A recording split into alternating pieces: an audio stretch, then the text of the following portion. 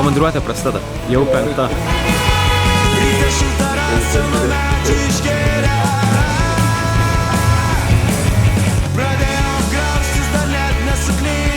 Žiūrėkim kainą komandiruotę. Raštas kaip raštas. Bet gramatika.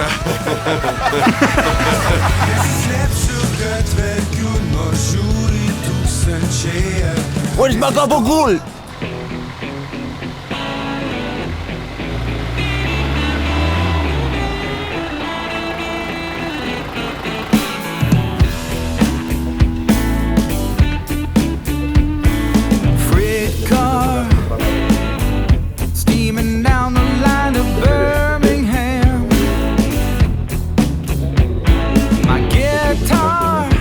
Dabar sakoma, mes perėmėme eterį šaudamas. Žmonės iš ryto labai įsigandę tave pamatė taip arti dabar ekraną.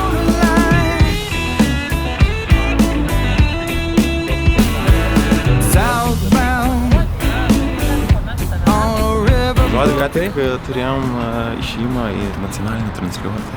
Man tai gali neapždėti, galim garsiai. Niekada nežydinėk svetimos mamos ir niekada neklausyk svetimo vyro su juostelėm.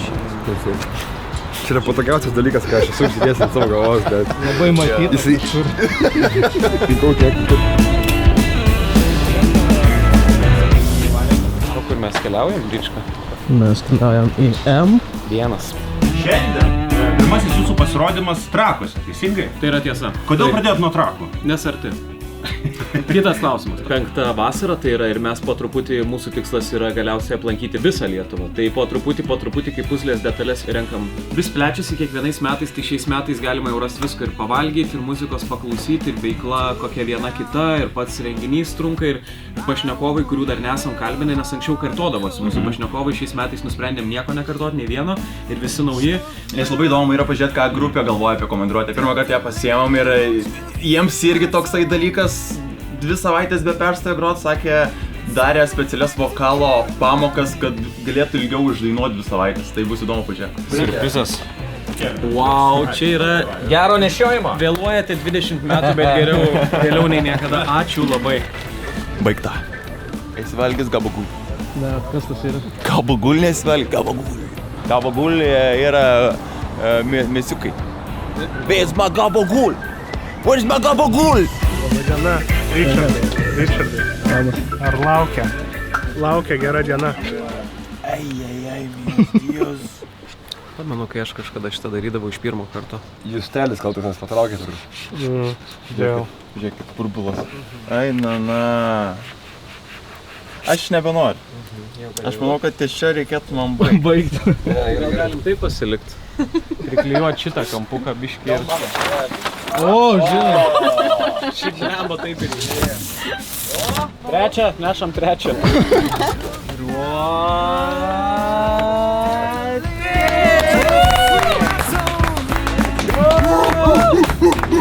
Ką čia tau dabar pakomentuot? Nu tai jau turbūt sakė, ne, kad prasideda komandiruotė kažkas, ne, prieš mane? Nesakė, tai man paliko, tai komandiruotė prasideda. Kelinta? 5. Jau 5. Labai keistas jausmas, nes kol kas dar, nu, tiek daug kalbėjom, kad jinai tuoj prasidės, kad dar sunku patikėti, kad jau prasideda.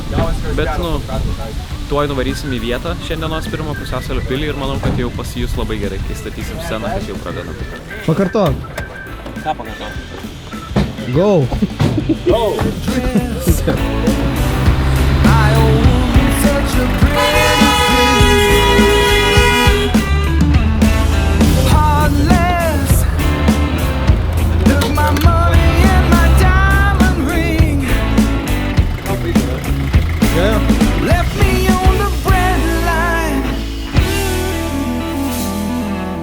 Dabar einam ruoštis.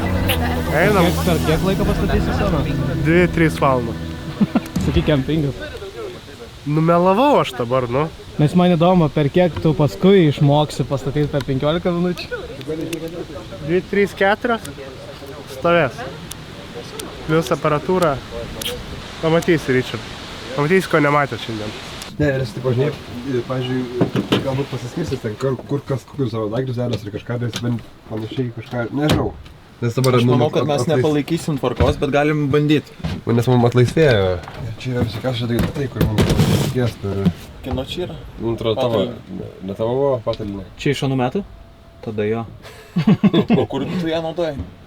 Koks tavo reikalas? Kur miegojau, akivaizdu. Sumišta labai, man. Sumižau ne aš. Ryčia? Aš irgi nemegau čia. Kaip neįtikinamai. Aš savo turiu, va. Tai čia rankšlastis mano tada.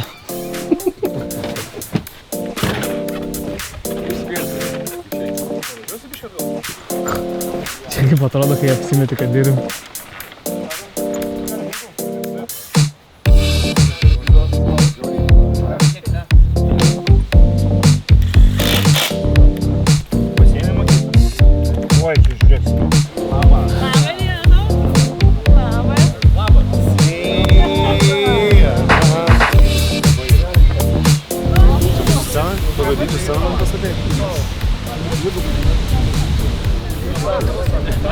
Ir dvigubai žemesnė. Šimonytės prašymas negali būti aukščiau už ją. Labai keista matyti tiek daug žmonių ir žinoti, kad kitais metais ne visi bus. Ne, gerai, prasta nata gal pradėjau. Labai fainai, kad jūsų šiais metais tiek daug. Kai mes išvarėm pirmais metais, mūsų buvo kokie 6, o dabar jau visa govada. Tikiuosi, kad artimiausias 14 dienų mes turėsime labai gerą laiką ir prisiminkit, kad gyvenate vieną kartą. Taip, ir Ačiū. O daugiau, nu viskas, turėkim gerą laiką labai. Turėkim fainą komandiruotę.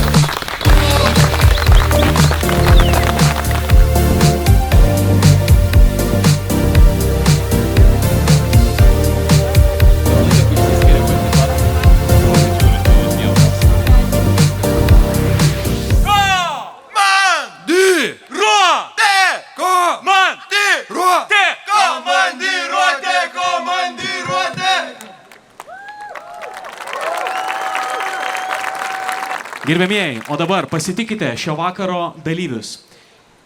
Jei jis būtų politikas, būtų Valius Ąžuolas, ne dėl to, kad tvirtas, dėl to, kad giliukai maži. Mantas Grimalis! Jei jis būtų politikas, būtų Laurynas Kasčiūnas. Mes žinom dėl ko. Airidas Jankus!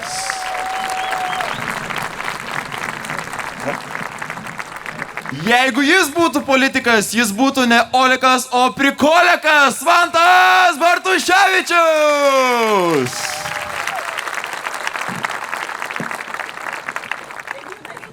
Ką jis sakė, vogdama senolių pensijas? Pakopa po pakopos.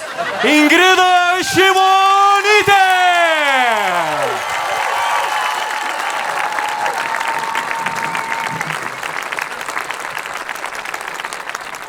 Aš galvojau, kad jūs sakysit, kad jeigu aš būčiau humoristas, tai būčiau Juozas Zavaliauskas, bet kažkaip...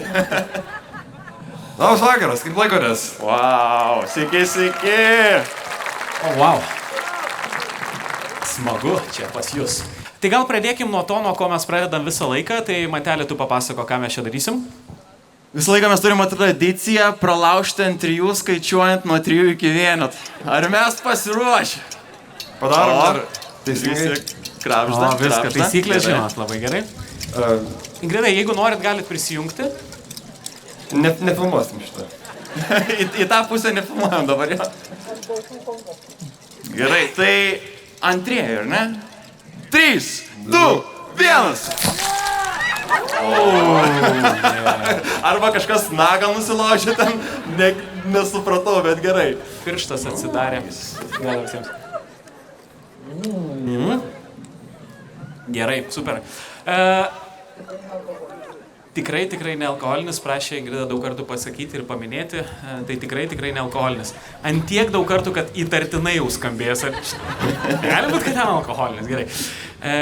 Ingrida, kaip ir ištraukėme labai iš darbų, kaip šiandien diena.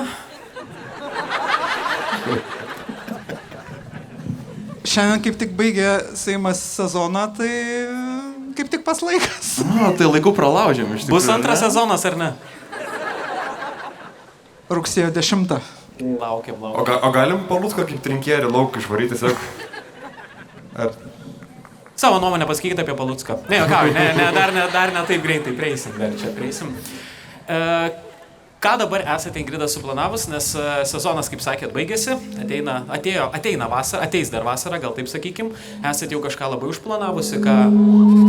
Viskas gerai, aš čia iš burnos, čia aš...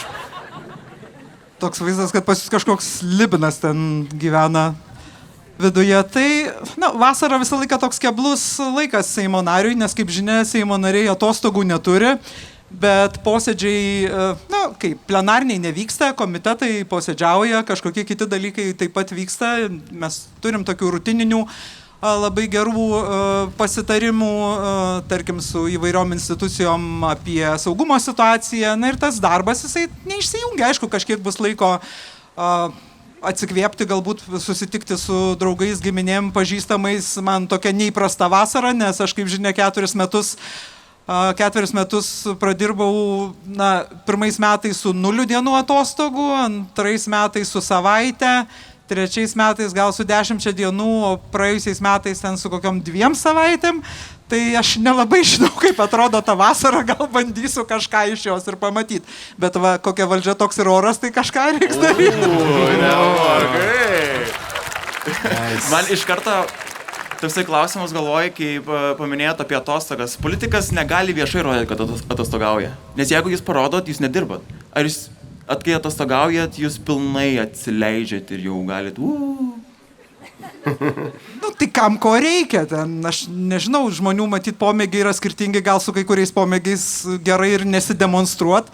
Bet aš apskritai turbūt laikausi tos nuomonės, kad tai, kas yra privatu, tai, kas yra asmeninis gyvenimas, tai, kas yra šeima, namai, draugai, artimieji, kad nereikia leisti, kad visi suliptų į tavo asmeninį gyvenimą, nes paskui kartais būna tokios aplinkybės, kai labai norisi, kad visi išliptų ir tada niekaip neišeina tų durų uždaryti ir visų palikti už durų. Tai aš beveliu gyventi savo gyvenimą kaip paprastas žmogus, asmeniškai ir turbūt, neturiu kažkokių hobių, kurie mane kompromituotų galbūt, tai nematau tokios didelės problemos. Žinot, kada sužinojau, kad Ingrida yra paprastas žmogus? Aš nežinau, ar jūs prisimenat, bet jūs būt mano dėstytoja, TSPMI. Puikiausiai. Ir Ingrida visą laiką pavėluodavo 3 arba 5 minutės į paskaitas, jeigu būdavo 8 valandą ir ateidavo su kofeino puodeliu. Tai reiškia, tas porą minučių pirkdavot kavą ir mes tada supratom, kad esate irgi žmogus jūs, kad irgi vėluojat ir kad turi... Jeigu paskaita 8 valandą, tai tugi supranti, kad studentai neateis 8 valandą, tai kažkaip reikia duoti visiems truputį erdvės. Kaip gražiai išsisuko, wow. Tiesiog čia darbo inspekcija jau norėjo prigauti, bet, blemba, negalima. Aš nemokamai dėšiu. Būtent, šiaip būdavo nuostabios paskaitos ir man vienas labiausiai įstrigusių dalykų buvo, aš nekartą suminėjęs, kad mums dėstydavo ekonomiką per South Parko pavyzdį. Visi pavyzdžiai buvo South Parkas. Ir norėčiau paskaitos buvo žiauriai įdomios, aš nieko neprisimenu iš to, bet eidavau į visas paskaitas. Aš įsivaizduoju, Kenis miršta krizė, viskas. Panašu ir būdavo. O mano kitokia patirtis, nes man Gilys dėstė, kas yra nereikia čia džiaugtis, tikrai. Šiaip jisai buvo įdomus dėstytojas irgi iki drąsos kelio, turbūt galima sakyti, bet įdomu ir pas jį būdavo eit. Nelyginu jūsų, kad dėl to įdomu. Aš kai pati studijavau universitete, man labai pasisekė, nes tuomet Gilys buvo Lietuvos užsienio reikalų ministras su lapinė kepurė ir man pavyko išvengti jo paskaitų. Tai čia buvo vienas iš didesnių pasiekimų mano gyvenime, nes, žmonės už mane vyresni arba jaunesni, kam jis dėstė, įvairių atsiliepimų yra pasakos, bet čia taip su dėstytojais yra matyt, kad įdomu ar neįdomu. Būna žmonės, kurie turi labai kontroversiškas nuomonės, kurios labai nesutampa su tavo nuomonė, bet tau vis tiek įdomu. Pavyzdžiui, yra toks ekonomikos profesorius, buvęs graikų finansų ministras Janis Varufakis, kuris turi tokią reputaciją, tokio kairiojo, jau ten marksisto ir gal net už jo, ir tokio visiškai autentiško ir natūralaus, nors turi labai turtingą žmoną ir irgi turbūt prie tų šampaninių socialistų kas nors jį priskirtų. Bet, pavyzdžiui, aš labai mėgstu skaityti jo knygas, nes jis labai gerai rašo apie arba straipsnius, arba podcastus klausyti, nes jis labai paprastai ir labai gerai rašo apie dalykus, nors mano nuomonė ten apie tai, kaip turi kilti pasaulinė revoliucija ir nuversti technoreichą, gal truputį išsiskiria šitoje vietoje, bet skaityti yra įdomu. Nesvarbu, kad tai yra visai kita pasaulyje. Technoreichas skamba kaip kažkas, kas dabar vyksta Berlyne. Kur tu vyktum, atrodo, ten jo. Čia paminėjot apie nesutampančias nuomonės. Ar yra Lietuvoje politikos, su kurio yra įdomu ginčytis? Su kurio, norėčiau dabar. Vien tik iš sportinio intereso, nes įdomios mintis, priešingos, bet įdomios labai. Turbūt, kad yra, bet dabar kažkaip nesugalvoju pasakyti. Ir ne todėl, kad nėra tokių žmonių, tiesiog išvažiuosiu ir tada prisiminsiu, kad ką nors... Širinskienė, blemba. Ne, aš labiau mėgstu tuos atvejus, kai mes su Agne Širinskienė turim vieną nuomonę. Ir kadangi tokių atvejų vis daugėja... Nežinau, ką tai bereikštų, tai man labiau patinka tokia situacija, bet matot, Lietuvoje yra nemažai politikų, kur tu negali su jais ginčytis, nes jie neturi pažiūrų. Jų pažiūros yra tokios, kaip 12 kėdžių sakė, kaip jums patogiau, tokios ir pažiūros. Kai žmogus turi autentiškas pažiūras, tegul tos pažiūros labai toli nuo tavęs, tu bent jau gali kažkokių argumentų ir vertybių pagrindų konstruoti diskusiją. Kai žmonės turi labai labilias pažiūras, tai ir tu teisus, ir visi teisus, ir tokia nėra tos diskusijos iš tikrųjų. Man Lietuvos toks pavyzdys tai galbūt Sinicas, su kuriuo galima kalbėti. Jisai gal ir turi kitokias pažiūras, bet kalbėti galima su juo. Kitokias nuo ko? Ne nuo tavo akivaizdu, bet šiaip.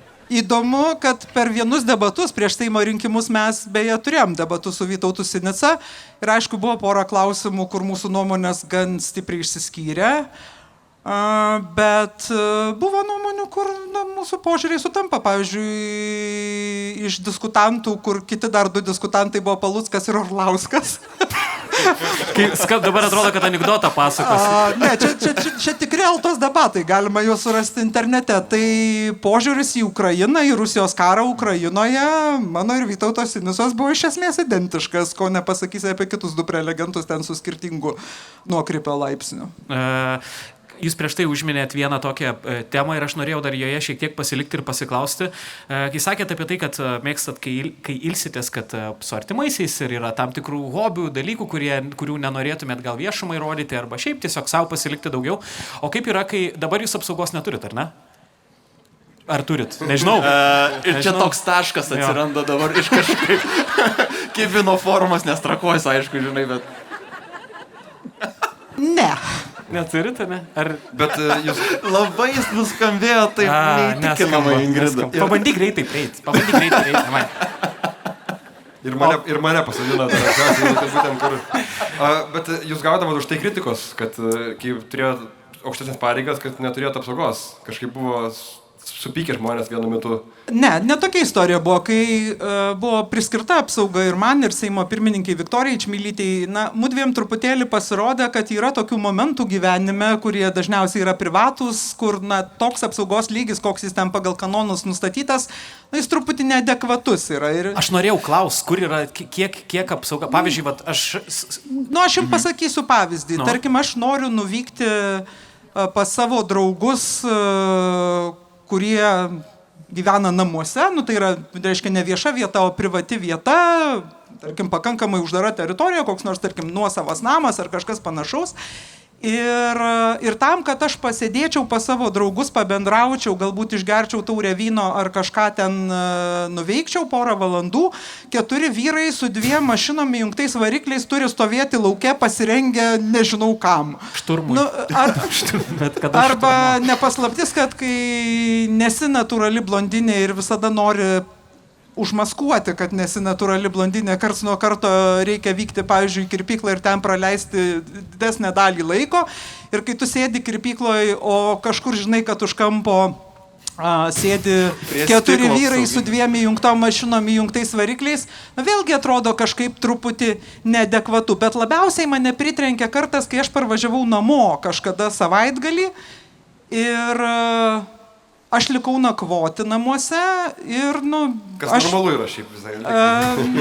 Kai esi saugomas asmuo, normaliau yra nakvoti Turniškėse, bet jeigu susitari vieną kartą, kad nori pasilikti namuose, gal šiek tiek pasitvarkyti ar ten kažką susirinkti, yra kameros, jos, ta prasme, visas kiemas yra stebimas kameromis, jie visą laiką mato mano tą perimetrą vadinamą.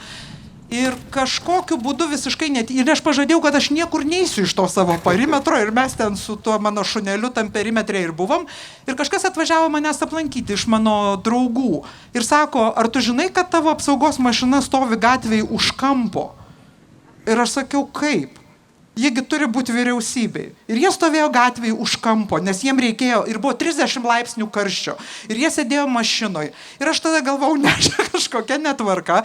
Mes šiek tiek pasitarėm su Viktorija. Aš pasitariau su premjerais, kolegomis kitų valstybių, aišku, pirmiausia, Šiaurės valstybių, ten Estijos, Skandinavijos valstybių, kokia yra tvarka. Ir supratau, kad daugumoje valstybių tai yra suderinama. Ta prasme, tu kažkaip susitari ir gauni kažkokias, tiesiog kažkokį tokį režimą, kur visiems yra patogu. Ir tiem 4 vyram nereikia ten tavęs laukti, kol tau gal kas nors kviešteltas į galvą. Ir tu taip pat turi kažkokios tokios savo erdvės. Ir tada buvo keičiamas įstatymas, tada ten mes visko prisiklausėm, jūs mergaitės, į kairę ten norit eiti, kažkas tas, šitas 5, dabartinis Seimo pirmininkas labai mus tada kritikavo, kad mes nesuprantam vištos, ką darom, o kada jis patapo Seimo pirmininku, dabar sakė, labai gera tvarka, aš irgi taip darysiu. Tai va. Aš turiu vieną labai mane kankinantį klausimą, liečiant apsaugą ir automobilius, kai jumis veža. Aš dabar važiavau, aš iš Gargždų ir aš važiavau aplankyti mamą. Ir autostradai važiavo tas juodas, automobiliukas apsaugos ir prieki policijos. Kas reguliuoja muziką? Vis tiek 2 valandas važiuoja, 2,5.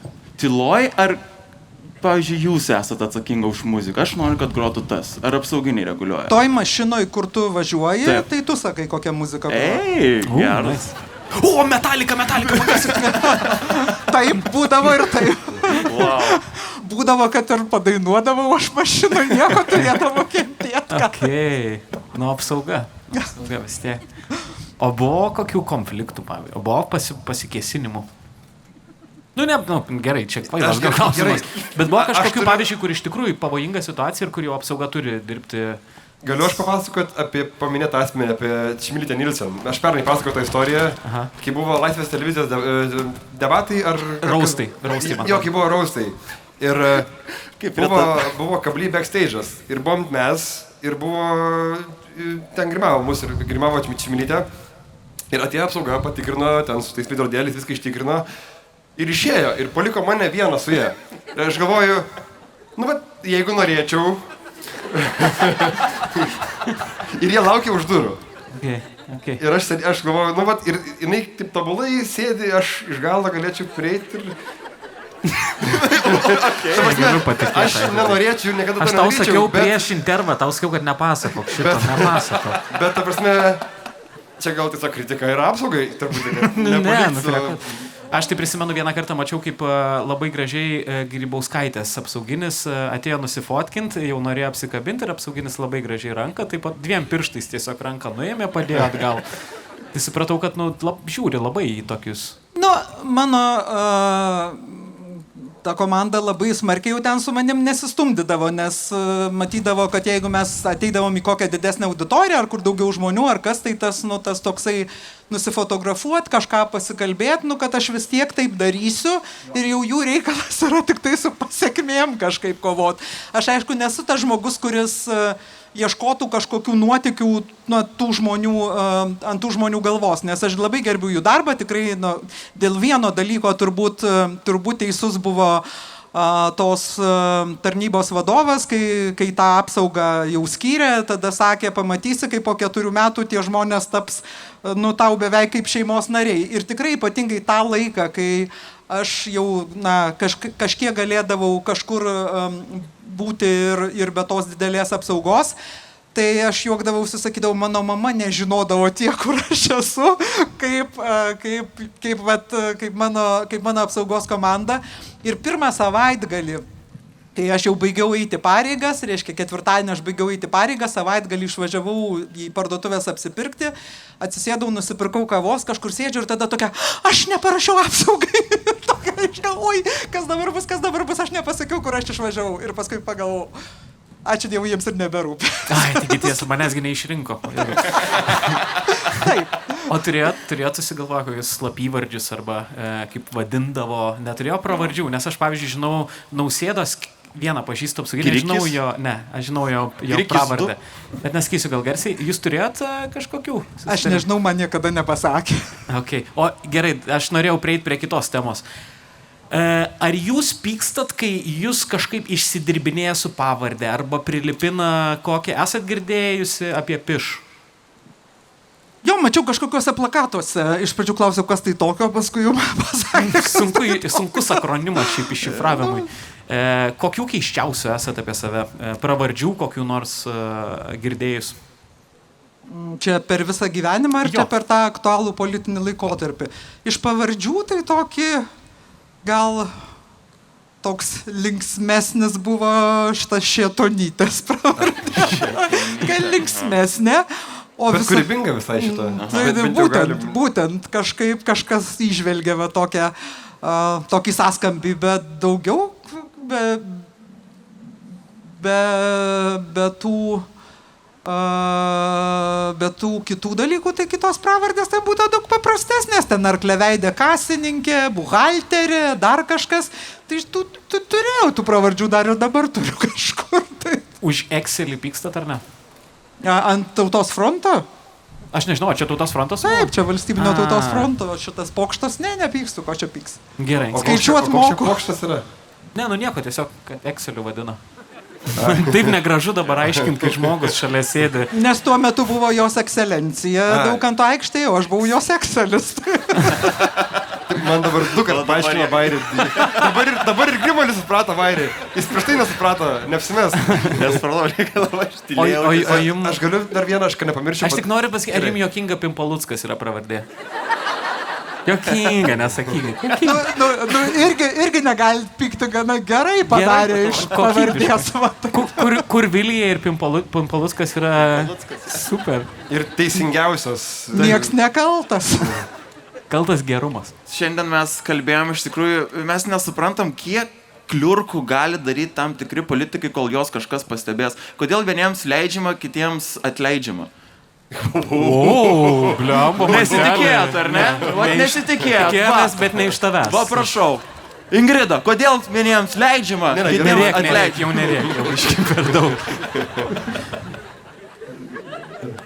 Kodėl vieniems leidžiama, o kiti atleidžiami? Galima būtų klausti, nes ką žinau, man atrodo, yra tokių žmonių, kuriem daryti nesąmonės yra jų tiesiog politinė alfa ir omega ir jie tiesiog daro nesąmonės ir mano, kad tos nesąmonės gerai parsiduoda. Ir čia paprastai būna žmonės, kurie neturi jokios nuomonės, jokių klausimų, jau ten apie labilias pažiūras nėra ko kalbėti, jie tiesiog ieško kažkokios šiaudinės kaliausės, ta šiaudinė kaliausė makaluojasi ir makaluojasi. O jeigu kalbėsim jau apie ten tokius kažkokius dalykus, sakykime, kažkokių sprendimų, ar ten pasirinkimų, ar kažkokių tai padarimų, aš manau, kad niekam net leidžia Lietuvos rinkėjai, nes dar nebuvo nei vienų rinkimų, kuriuose buvusi valdžia laimėtų rinkimus. Tai sakytum, kad niekam net leidžia dienų gale. Klausimas tik tai, kiek patys politikai savo atleidžia. Jeigu iš tikrųjų kažką padaro, tai yra žmonių, kurie savo daug atleidžia. Taip. Bet man tokia nuojauta, kad, pavyzdžiui, Paluckui nieko nebus. Po savaitės pamirš visi tiesiog šitos tyrimus. Nežinau, aš turiu tokią nuojautą, blogą kažkokią tikriausiai, bet... Vėlgi, tai Garniai jau pamiršo, nes yra dabar šitie paukščiai. Kas gali atmesti galimybę, kad paskui bus dar kažkas, paskui, tų istorijų, žinokit, čia taip tik atrodo, kad istorija įvyko ir tu pralauksi ir viskas bus gerai. Ateis kita istorija ir paprastai iš ten, kur net nelaukiai. Bet tai jums tikrai atrodo, kad žmonės nepamirš arba kad kažkas, nes man toks jausmas, kad dabar to pastaruoju metu yra žiauriai daug. Aš nenoriu sakyti, kad jūsų vyriausybė buvo geresnė ir ten buvo kitaip, bet dabar ką turim, tai mes turim naują skandalą viskas savaitę, bet toks jausmas, kad tos ribas, tarkim, tas pats Žemaitaitis tikrinosi ribas. Ir dabar jis net nėra, kad ribas tikrinasi, jis nustato, kad dabar čia mano riba. Ir ar tam turi kažkokie užatlantiniai dalykai įtakos ir tas trampizmas ateinantis į Europą, kur gali sakyti daug informacijos, gali sakyti beleką, o kam reikia tas atsirinks? Tai trampizmas yra tas pats to paties dalyko pasekmė. Čia nėra taip, kad Trumpas sukūrė tokį pasaulį. Trumpas tiesiog naudojasi, kad pasaulis yra toks, o pasaulis yra toks dėl labai paprastos priežasties, dėl to, kad mes jau negyvenam taip, kaip gyvenom prieš 20 metų. Aš labai gerai atsimenu, kai aš pradėjau dirbti valstybės tarnyboje ir kai tų krizių irgi būdavo ir visokiausių ten ir tų fuck-upų būdavo ir ko ten tik tai nebūdavo, bet kaip veikdavo tada logika įvykių. Geriausiu atveju tau šiandien vakare kažkas paskambins kažko paklausti, tai reiškia, kad rytoj parašys laikraštis ir vakare parodys panorama. Jeigu šiandien parodys panorama, tai čia labai jau kažkas turi anksti atsitikti, ne? O dabargi nieko panašaus nėra. Dabar mes gyvenam visai kitų tempu ir dabar tu turi ir numanyti, kas čia gali atsitikti ir dažniausiai nenumanysi ir nepataikysi ir tiesiog tempas visiškai kitas, bet didžiausias turbūt didžiausia problema, ką galima konstatuoti, tai kad visi šitie puikūs techno žmonės, kurie savo tais atradimais sukūrė žmonėm nemažai galimybių, sukūrė ir tą galimybę visiškai ignoruoti kitas nuomonės. Ta prasme, tu pats savo žiniasklaida. Tai yra ir gerai, ir blogai, nes viena vertus tu gali pasakyti tai, ko neparašys, kai tu norėtum, kad tą parašytų arba parodytų žiniasklaida, tu gali tą padaryti, bet kita vertus tu lygiai taip pat gali visiškai ignoruoti, ką rašo kiti arba ką sako kiti ir apsimesti, kad tos nuomonės tiesiog nėra. O kadangi viskas sukasi ant tempo, tai jeigu anksčiau, tarkim, galėdavai tirti kažkokią istoriją, kol ten išviniosi mėnesį, 2 mėnesius, 3 mėnesius, dabar įvyko tema, visi nubėgo į tą temą, rašė, kalbino, tada įvyko kita tema ir visi kiti nubėgo į tą temą, o jeigu kažkas liko buvusioj temui, tai visi sakys, tu ką, durnas, ką tu ten darai, mes jau visai kitoj temui gyvenam, ir tu turėsi bėgti į kitą temą. Bet, pažiūrėjau, tema, kad Šimonytė pavogė pensijas, arba kiekviena krizė yra kalta Šimonytė dėl jos. Ta prasme, kai kurios temos, ta prasme... Tai tie memai jie gyvena, kai kurie jie pergyvens ir Šimonytė, kai kurie memai Brazauską pergyveno ir jie gyveno ir gyvens. Ta prasme, aš nematau čia nieko labai keisto, bet su aktualiu momentu tas nieko bendro neturi, nes čia vis tiek paprastai tos memus platina auditorija, kuri niekada už Šimonytę nebalsavo, niekada nebalsuos ir aš galiu jiem aiškinti, ką noriu, jie niekada manim netikės. Gerai, nebūtina nervuotis, tik paklausim. Ne, tai ne. Aš turiu dabar, jeigu jau užminėm, tai aš turiu tokį savo požiūrį, gal šiek tiek apie Palucką, aš manau, kad jisai nesupranta visuomenės kaip koncepto. Nes aš labai gerai prisimenu, kai buvo protestas, visų pirma tos tylos minutės, jisai sakė, kad aš žinau, kas yra užsakovai. Suprask, čia jau turbūt apie jūs ėjo kalba, kai aš žinau ir man skambino organizatoriai, klausė, ar mes galim šitus paskolinti, nes sako, mes neturim patys, sako, gal jūs galit suveikti. Ir tada išgirsti, kaip Paluckas sako, mes žinom, kas čia tie organizatoriai buvo. Čia buvo pirmas momentas. Antras buvo su Žemaitaičiu ir jo skrydžiu į JAV. Neskrydžių į JAV. Ir aš prisimenu, jisai sakė, kad aš dar nežinau, kuris kaltesnis, ar Žemaitaitis, ar tas, kur suklastojo bilietus. Lyg bilietų suklastojimas būtų dalykas, apie kurį čia viskas vyksta ir dėl kurio reikėtų diskutuoti dabar. Pamirštant, kad tai anonimas, kuris yra visuomenininkas ir kuris visų pirma norėjo parodyti ydą kažkokią. Ir Paluckui tai yra žmogus, kuris, dar kažin, kuris čia kaltesnis, ar tas, kuris norėtų išduoti valstybę, ar tas, kur suklastojo 2 popierius. Tai čia momentas buvo. Ir aš kuo toliau, tuo labiau matau, kad jis jis nelabai atrodo suprantantis konceptą visuomenės ir netgi dabar, kalbant apie jau Ukrainą ir paramą, man atrodo, kad jis tai, nežinau, ar jam tai yra, kaip čia, ar jisai nuoširdžiai serga už Ukrainą, man tai atrodo kaip galimybė daugiau jam ir kai kur toksai daugiau lazdai pagalys į ratus, kur trukdo įvesti tam tikrus ten mokesčių lengvatos ir taip toliau, nes jiem reikia galvoti dabar apie gynybą ir visiškai bereikalingai reikia galvoti apie Ukrainos paramą, visiškai bereikalingai ir panašiai. Kaip jum atrodo, ar jam netrūksta, čia aišku dabar jau suponuosiu savo nuomonę ir įdėsiu jum į burną, bet nenorėčiau taip daryti, bet klausimas, ar jum neatrodo, kad jam trūksta kažkokių kaip visuomenininko, visuomeniniškų savybių arba kažkokių lyderystės parodymų apart sėdėjimo premjero kėdėje. Tai čia pirma klausimo dalis. Antras, kokia jūsų mėgstamiausia spalva? Pradėsiu nuo antros. Mėlyna. Gerai. Dabar pirmas pakartot? Dabar viską nuo pradžių. Ne, aš labai nenoriu, kad čia pasidarytų šitą mūsų diskusiją, kad mes apšnekinėjom žmogų, kurio čia nėra ir kuris dabar yra visose antraštėse. Tai aš gal paprasčiau pasakysiu. Man šita situacija yra paprasta kaip 3 sovietinės valiutos monetos. Tiesą sakant, žmogus tapo premjeru, ko negalėjo tikėtis jokių kitų būdų, turint minty, kad ne tai, kad vienmandatės nėra gyvenime laimėjęs, bet per šitus rinkimus, kada socialdemokratų partija nešė viską provincijos vienmandatėse, sugebėjo net į antrą turą neišeiti. Ir staiga iššoka iš partijos matrioškos vidurio ir sako, hello, aš dabar būsiu premjeras. Nu, jeigu tu tampi premjeru va tokiu būdu, nu, aš nežinau, ką tu padarysi, kad tavęs neišneštų iš ten, kur tu esi, nes tau tiesiog davė Dievas keptą karvelį, žinai. Tai va tu dabar tą keptą karvelį ir doroji. Tai man atrodo visa kita yra tiesiog trukdžiai, kurie čia kažkur pakeliui voliojasi. Šiandien tą patį kalbėjo apie Andriaus Tapino ir Šarūno Černiausko tyrimą. Nu, suprask, Seimo pirmininkas tai net parašė, kad Vytautas V. Landsbergis, pasakų personažų autorius, poetas ir muzikantas, pasiuntė savo skalikus ar kažkokią tokią frazę panaudojo, tai suprask, Andrius Tapinas ir Šarūnas Černiauskas yra Vytauto V. Landsbergio. Taip sakant, ne šiaip, ne profesoriaus Landsbergio, ne Gabrieliaus Landsbergio, Vytauto V. Landsbergio, kuris net niekada politikoje nebuvo. Jos skalikai ir visa tai čia yra kažkoks grand planas ir užmanimas, tai natūralu, taip yra lengviausia galvoti. Lengviausia galvoti, kai pats savo pradedi atrodyti labai nuostabus, lengviausia galvoti, kad tu ir esi nuostabus, o viskas, kas vyksta ne taip, yra sąmokslas.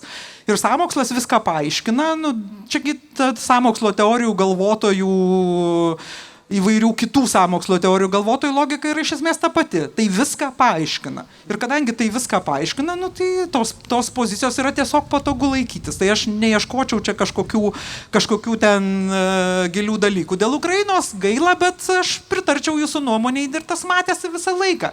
Niekada nebuvo to autentiško kažkokio tai rūpesčio ar autentiško pergyvenimo ar autentiško darbo, sakykime, su ten kokiom nors socialdemokratų partijom kitose valstybėse. Nesakau, kad tarp socialdemokratų tokių žmonių nėra. Yra Juozas Olekas, koks nors ir kiti žmonės, kurie temose buvo pakankamai angažuoti ir darė ir ačiū jiems už tai, bet Paluckui turbūt reikia pasakyti ačiū už tai, kad jis bent jau nekalba tų nesąmonių, kurias kalbėjo 2022 metais, kai sakė, kad nereikia ginkluoti Ukrainos, nes tada karas greičiau baigsis. Tai dabar jau to nebesako ir aš jau vien tuo džiaugiuosi. Ačiū jam už tai, jau. Man vienas geriausių bairių apie Palucką yra VTF parašytas Valstybinio tautos fronto, kad jis atrodo kaip jis turi žindamo kūdikio veidą. Toks yra tikslus apibūdinimas žmogaus, kad gerai, baigiam apie šitą asmenį, spėju, ne? Aš tai tiesiog, aš negaliu pernešti, kai jisai tą juokėsi, kažką aiškina ir, tai turbūt taip. Bet Ingrida juokėsi. Toksai, tu net neatsakėjai klausimą, tu kažką, tai čia turbūt taip, jums gal įdomu, jūs ir pasiaiškinkit, man atrodo. Tai aš, galit neatsakyti, tai čia mano yra pyktis asmeninis. Aš galvoju, kad aš daug nepastebėjau. Nu gerai, sorry. Mes už kemperio šnekėjom tokią linksmą temą apie taip, kaip jūs vienas kitą blokuoja socialiniuose tinkluose. Jūs pykstatės ir kaip atsitinka, kai jūs, užblokuoju, jūs dar pasiunčiat kažkaip vienas kitą, susipykstat, ar taip įvyksta organiškai kažkaip? Aš bandžiau prisiminti, ką aš esu užblokavus iš politikų paskutiniu metu, ir tikrai nesugebėjau, tiesą sakant, man labai sunku prisiminti, nes net su tai žmonėm, kurie yra, sakytum, jau tokie ryškus oponentai, mes vis dar vieni kitus matom, gal nesekam ir ten labai smarkiai nesidalinam įspūdžiais, bet ir neturim ten kažkokių tai banų pridėlioję. Tai matyt, kad visai būna. Kažkada buvo sveikatos ministras Veryga, kuris daug žmonių buvo užblokavęs ir man atrodo ir mane ta proga buvo užblokavęs, bet daugiau kažkaip aš, tiesą sakant, nei aš ieškau, kas mane yra užblokavęs, nei pati ieškau, ką užblokuoti. Bet ar buvo prašę atblokuoti? Neatsimenu. Dabar galbūt būna daugiau prašymų ten ką nors įfriendinti, nes aš dėl savaime suprantamų priežasčių, kadangi neturėjau laiko moderuoti komentarų turinio po savo postais, tai komentuoti jau dabar visiems neleidžiu, tai ką anksčiau leisdavau, nes ten ką apie mane rašo, tai tuščiai jo, aš tą galiu išgyventi, bet ten ateina žmonės parašyti apie dalykus, apie kuriuos aš tikrai negaliu toleruoti, kad tie dalykai būtų kažkur ant mano sienos, ten apie Ukrainą, apie žydus, apie LGBT bendruomenę, ta prasme, kokių nors nesąmonių. Visada galite užblokuoti Žemaitaitį. Žemaitaitis, nežinau, ar yra kada nors pas mane ką nors komentavęs. Man atrodo, jisai pas save komentuoja tiesiai savo auditorijai, kokia jam prasmė ką nors komentuoti pas mane. Nemanau, kad tas turėtų labai didelės sėkmės. Tai tas yra iššūkis, kad tu vis tiek turi šiek tiek prilaikyti tą savo trobą, kad ji nebūtų bile kokia, o dirbant vyriausybėje, tai aš tam laiko neturėjau. Aš neturėjau net laiko ten kokiam nors postam labai rašyti, tai jau ten komentarus tvarkyti dar mažiau. Bet man atrodo, kad politikai naudoja Facebooką iš esmės ne tam, kad diskutuotų, o tam, kad paskelbtų savo nuomonę tai auditorijai, kuri politiką seka. O ten tos diskusijos kartais išsivysto, bet paskui iš jų gaunasi antraštės. Atsimenu, kažkada mes su Evelina Dobrovolska padiskutavom kažką, kuri buvo tikrai puikiai mano kolegė vyriausybei. Ja labai nuoširdžiai myliu ir labai daug puikių dalykų nuveikusi teisingumo ministrė, bet iš to paskaitėm paskui antraštę kažkokiam portale, kad, nežinau, ten lėkštės dužo, ar ten kudlas skraidė, ar kas ten buvo. Tai tas yra, tas yra truputį ir gaila, kad neretai užuot kūrus savo turinį ar kažką, tai tu iš esmės skaitai toj pačioj žiniasklaidoj postų arba diskusijų po postais santrauką, kas, atsiprašau, nėra žinios tikrai. Bet jūs pripažįstat pati, kad valdymo laikotarpiu jūs buvo šiek tiek atsitraukus nuo Facebook'o ir šiek tiek mažiau rašėt, ar ne? Taip, aš labai mažai rašiau palyginus su to, kiek aš rašydavau, kol nebuvau vyriausybėje. Gal netgi tai kažkam suponavo tokią mintį, kad čia ir yra ta arogancija, kur prieš tai bendravo, to dabar jau net Facebook'e posto neparašot? Gal priekaištų susilaukdavau, žmonės tikrai priekaištaudavo, kad kodėl tu to neparašai ar kažko neparašai ir aš ir perku tą priekaištą, jis gal ir teisingas, bet tiesiog objektyviai, paro yra 24 valandos ir turint minti, kad premjeras vis tiek yra tas žmogus, kurį visada pasigaus pakomentuoti ir tu turėsi visada galimybę kažką pakomentuoti apie tai, kas yra aktualu ir tai, kas vyksta. Tai dar tuos papildomus postus rašyti, jau motyvacijos matyt būdavo mažai, bet gal tai buvo klaida, reikėjo gal rasti 25 valandą paro. Nes man atrodo, viena iš jūsų geriausių savybių būdavo tokia, kad kai kuriems žmonėms aiškinti labai elementarius dalykus ir kartoti tos dalykus. Bet jūs vis tiekgi sakot, kad nieko neatsimenat iš mano paskaitų. Ne, aš atsimenu, kad Pietų parkas buvo, kad vėluodavo, atsimenu, kofeino padelis būdavo nemažas, bet didelis kavos visą laiką, nes konservatoriai pinigų turi tikriausiai daug, nežinau. Aš tuo metu dirbau Lietuvos banke, tai ten pasimdavau už saugyklų, kiek reikia ir nusipirkdavau tos kavos, labai paprastas. Viskas, kol kas tiek, tai ką, mes dabar, žinokit, keliausim atsipūs, to paties palinkėsim ir jum, bet čia yra dabar svarbiausias dalykas komandiruotė šiais metais. Mes šiais metais esam ne vieni. Mes šiais metais esame su muzikos grupe ir kartu su mumis keliauja viena geriausių, jei ne geriausia grupė Lietuvoje, tai yra Abudu, gal galim duoti plojimų jiem? Tau sunku matyti veido tiesiogą kitu kampu visai šykštu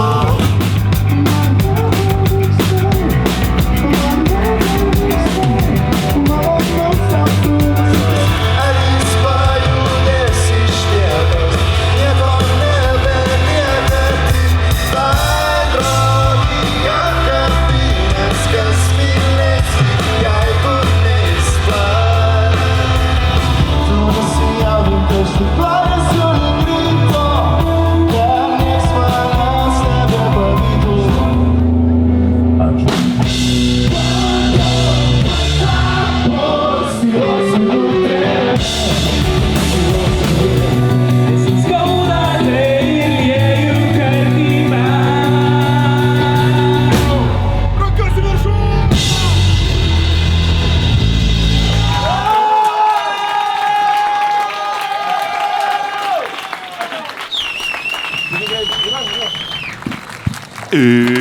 Sveiki sugrįžę į antrą dalį! Kad jau taip gražiai išklausėme grupės, Ingrida, klausimas jums, mėgstat lietuvišką muziką? Ir lietuvišką irgi, apskritai mėgstu muziką. O gerai, plačiai atsakėt, o jeigu, ką iš lietuviškų klausot? Man šiaip įdomus dalykai. Iš pradžių muzika. Kokią lietuvišką muziką klausot? Nu, visokią klausau muziką, taip jeigu pasakyt, kas man dažniausiai sukasi mašinoje, kai važiuoju, tai solo ansamblis. Turit favoritinę dainą solo ansamblio? Turiu, turbūt Šermukšnis dabar būtų.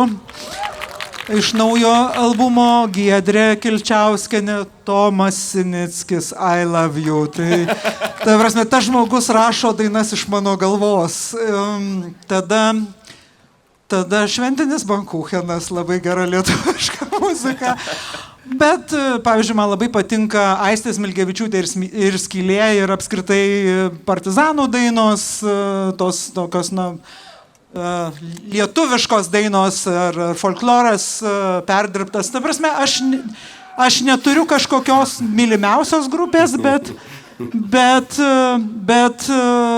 mėgstu klausyti, kas atsiranda ir ta pati grupė Abudu yra puikiai grupė. Manau, kad yra daug labai fainų grupių. Tikrai. Stengiuosi susigaudyti, kas vyksta ir kas ką dainuoja. O gerai, jeigu stengiate susigaudyti, kas vyksta, o YouTube'ą, pavyzdžiui, pažiūrit ir jeigu pažiūrit, tai ką?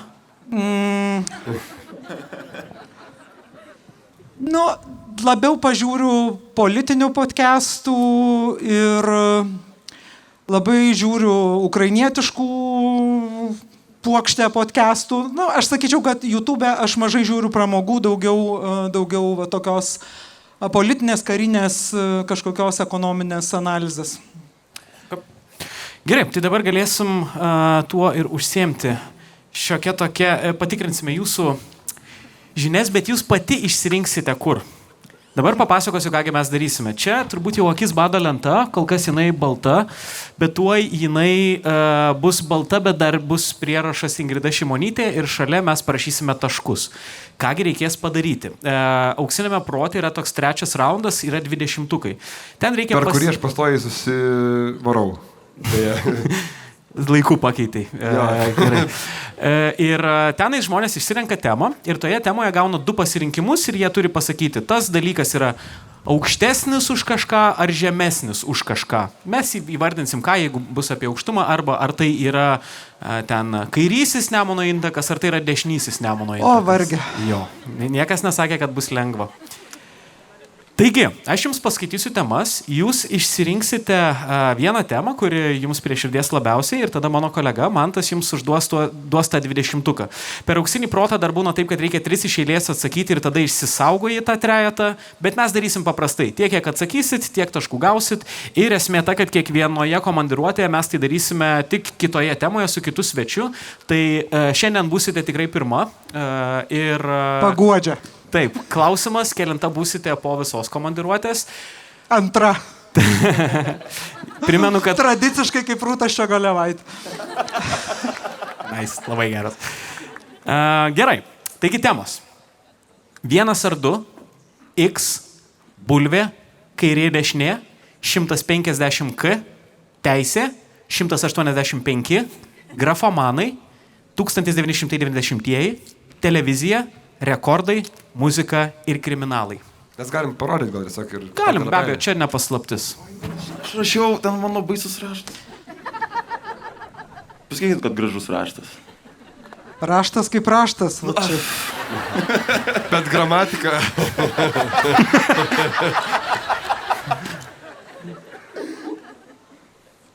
Ir čia, žodžiu, kas temoj 185, tai... Panašu, kad į ūgį gali būti kažkas. Jo, panašu. Gali ir nebūt. Arba į sąskaitą. 150 K tai čia banko sąskaita. Na, politikų bulvė. Aš galiu padėti, kaip man kažkada Ingrida padėjo. Egzaminų. Na, šitą nesirinkčiau. Jo, šitų dviejų nesirinkčiau. Kažkaip ir nesinori. Nu gerai, bandysiu 90. O. Bandom, ar ne? Taigi, man tas kolega, kaip sakiau, jums sako dalyką ir toj paaiškins, ką reikės jame pasakyti, o aš skaičiuosiu taškus. Šitos temos klausimas skamba taip. Ar šis lietuvis yra gimęs po 90-ųjų ar anksčiau? Jums reikės pasakyti vėliau ar anksčiau. Kaip ir viskas aišku. Nu, kaip ir aišku. Nu, pažiūrėjus. Nu gerai, pradedam, ne? Jonas Valančiūnas. Vėliau. Teisingai. Pirmas, teisingas, bravo. Aušrinė Armonaitė. Vėliau tikrai. Anksčiau. Oi, anksčiau. Oi. Oi. Nu gaila, žinokit. Jo, labai. bandžiau susiskaičiuoti pagal metus ir padariau aritmetinę klaidą. Taip. Monika Sorry, Aušrinė. Viskas gerai, dabar bent jau buhalterė nieks nevadins. Monika Linkytė. Monika Linkytė. Tuoj skaičiuojam. Anksčiau. Vėliau. O. Bet ne ant daug, man atrodo. Jinai šiek tiek yra po. Ne, jinai tokia susenus. Ant 3 metų. Okay. Monika Pundziūtė. Vėliau. Teisingai, antras taškas. Irma Jurgelevičiūtė. Anksčiau. Teisingai. Čia mano paauglystės muzika, jūs ką juokėtės. Galvojam, prigausim. Paul Demiko. Paul Demiko. Nu, Pauliau, sorry. Aš manau, kad tu labai jaunas, tai vėliau. Vėliau, teisingai. Teisingai. Marius Grigonis. Gal anksčiau. Vėliau. O. Vaidas Baumila. Vaidas Baumila. Anksčiau. Anksčiau, teisingai. Plojimai. 5 Šiek jau. tiek, taip. Airinė Palšytė. Anksčiau. Vėliau. Deivio Renata. Anksčiau. Anksčiau, taip. Free Finga.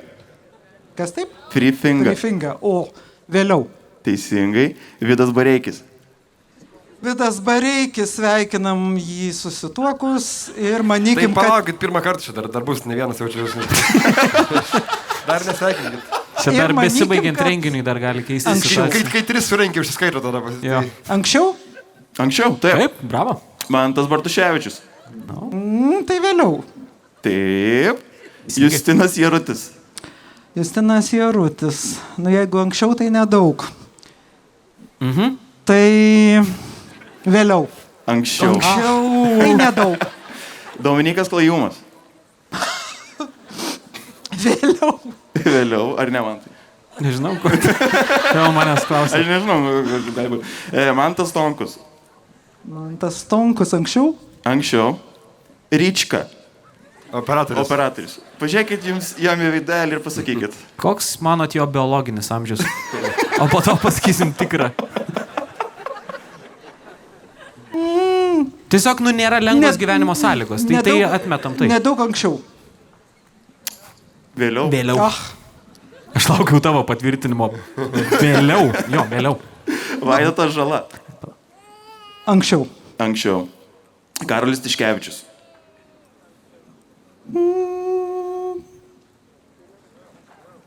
Vėliau. Taip, teisingai. Ir Justinas Jankevičius. Nu ką, Stonko atspėjau, tai dabar ko nors turiu neatspėti. Justinas anksčiau. Anksčiau, teisingai. Taip, teisingai. Viskas. Ir jeigu neklystu, tai buvo 14 jūsų taškas ir su 14 taškų jūs atsidurėte visiškai viršūnėje. 14, taip.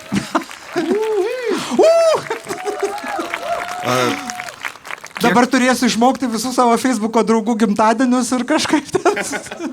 Kiek daug vardų buvo negirdėtų iš šitų, ar visi buvo girdėti? Visi buvo girdėti, bet negaliu pasakyti, kad labai lengva buvo dėl kai kurių apsispręsti, todėl kad tu supranti, kad tai yra žmonės už tave jaunesni, ten kokį, nežinau, 10, 15, 20 gal net metų, bet kiek tiksliai, sunku susiskaičiuoti, ar jie iš tavo kaip Irma Jurgelevičiūtė, kur jau jokių abejonių nėra, ar labiau iš nepriklausomybės kartos ir visiškai laisvi žmonės gimė laisvoje šalyje. Bet Ryčka galvojat, kad ne laisvoje šalyje gimė. Nebūtinai šitoj laisvoje šalyje. Čia tas panašumas į imigrantus kiša koją, žinot. Norėjau paklausti, Ingrida, jūs kažką kolekcionavot kada nors, arba dabar gal dar kolekcionuot? Jo, norėjau atsakyti, bet nesakysiu, ką kolekcionuoju. Tai vaikystėje būdavo tokia, mokykloje buvo toks įprotis turbūt viską bandyti kolekcionuoti. Ir ten žmonės kolekcionuodavo įvairiausius dalykus, tai kažkokios degtukų dėžutės, kažkokias ten pašto ženklus, kažkokius atvirukus, kažkokias dar alaus skardinės būdavo žmonės, kad kolekcionuoja ir visokiausių tokių keistų dalykų, tai aš sakyčiau, kad visko po truputį, bet man niekam niekada neužtekdavo kantrybės, man labai greit nusibosdavo ir aš tiesiog mesdavau tą užsiėmimą, nes kažkaip nebuvo kažkokio daikto, kuris labai smarkiai užkabintų, dabar kolekcionuoju bijūnus. Ir dar vieną kitą dalyką. O kaip gali ilgai bijūną kolekcionuoti? Tol, kol į daržą telpa. Tai čia gal auginat labiau Tai kolekcionuoju, man reikia vis naujų ir taip sakant, ir paskui ieškoti vietos, kur sukišti. Tai čia yra toks irgi fun, bet jūs galite įsivaizduoti, kad mano vaikystė buvo tokia, kur tie mandarinai būdavo tik per kalėdas ir bananų iš vis nebūdavo, tai ten ką nors sukolekcionuoti, pavyzdžiui, aš turiu galiu vieną. Jeigu reikia. Donaldo kramtuškių popieriukų, kad sukolekcionuoti. Kad jūs žinotumėt, kaip jiems svarbus yra bananai, labai įvertintumėt šitą dovaną, žinokit. Atiduodu. Atgal. Nenoriu nieko nuskriauti. Ką mes sakom? Ačiū. Tai va, tai užtat, buvo labai daug vargo kolekcionuoti kažką, tai kažkaip greit atsibosdavo, nes išsemdavai tas savo ribas ir suprasdavai, kad tą kolekciją pildyti yra žiauriai sudėtinga. O kada, aš žinau, kad jūs gėlininkė, galima taip sakyti? Aš daržininkė mėgėja, manyje gyvena slaptas valstietis. O kada jūs užsidėsite ant savo profilio nuotraukos gėlės? Svarstau apie tai, neišsirenku gėlės, ar palergonija galėtų būti, ar kokia kita darželio gėlė, pagalvosiu. Bet neslėpskit, bandėt tą filtrą nepaspaudėt, tik tais done apply. Pasižiūrėt, kaip atrodytų tarp tų gėlyčių. Ne. Bet pabandysiu grįžus. Aš manau, kad darže tiesiog nueina Ingrida. Va, kaip aš Facebook'e atrodyčiau, tiesiog prie bijūnų atsistojęs. Ingrida, klausimas konkrečiai jums. Apie ką labiausiai mėgstat papletkinti su draugėmis?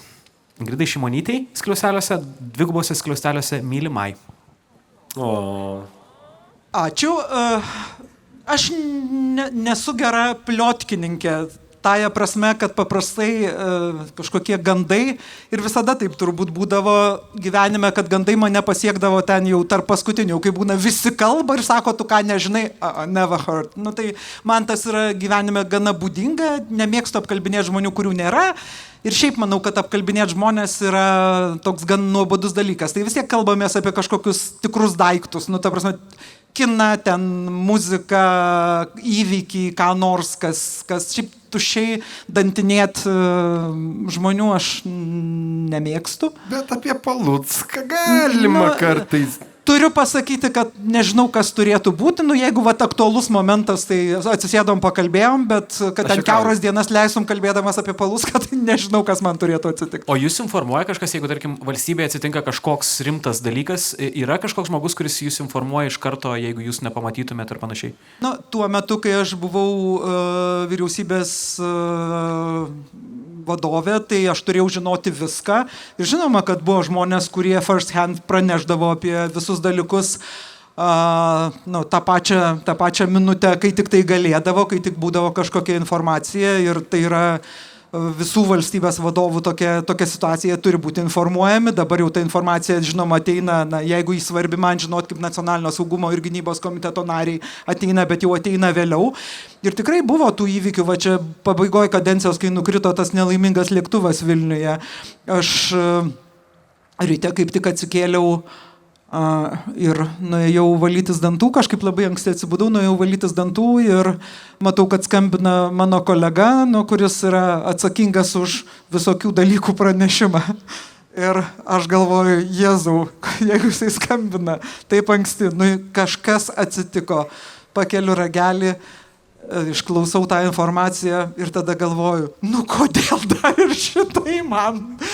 Taip sakant, ar jau negalėjo tas paskutinės savaitės kažkaip ramiau praeiti. Tai taip būna tų įvykių, apie kuriuos tu sužinai pirmas, kol tarkim viešumoje ta informacija nepasirodo, nes vis tiek reikia kažką bent jau pasiaiškinti, kad galėtum kažką komunikuoti. Tai manau, kad gana gerai Lietuvoje tie procesai yra sutvarkyti. Tikrai manau, kad valstybės vadovai negali skųstis informacijos tokio, kad jie per vėlai apie kažką informuoja. Klausimas Šimonytei. Ar dar planuoja dėstyti tokiems kaip Aidas? Lygiai tiek pat dėmesio, kiek aš per paskaitas laikydavau. Tai ar planuoja dėstyti dar universitete? Aišku, kad noriu, bet dėja tai yra nesuderinama. Nors kai dėsčiau, tai man, kai grįždavau iš paskaitų, galvodavau, nebenoriu dėstyti. Nes reikia ruoštis labai, daug darbo, kaip ir visi darbai. South Parko daug peržiūrėti. Kaip ir visi darbai, kuriuos dirbi, tai visada kažkaip atrodo, kad dirbi ir kažkaip, ne taip vis tiek dirbasi, kaip tu ten kur nors buvai susvaigęs. Bet dabar, kadangi konstitucija man leidžia turėti verslų Brazilijoje ir Turkijoje, turėti startuolių įvairiais paukščiais užvadintų, stumdyti trašas ir dar kažkokius dalykus, bet dėstyti net nemokamai aš negaliu. Tai kol esu šitam amplua dabartiniam, tai aš dėstyti tiesiog negaliu, bet kada tos aplinkybės pasikeis, aš manau, kad mielai svarstyčiau išbėgti į aikštelę. Dar turėčiau ką papasakoti turbūt, gal ne tiek apie South Parką, nes jau turbūt nebūtų taip labai įdomu, bet apie kažką kitą, kas būtų aktualu. Jeigu reikėtų paskirti postus Mantams ir Airidui, į kokias ministerijas paskirtumėt ir kodėl? Tas pats. Wow, ok.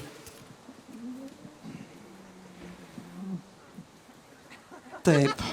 Ar aš minėjau, kad... Įsivaizduokit situaciją. Jūsų partijoje Bartuševičius, tarkim?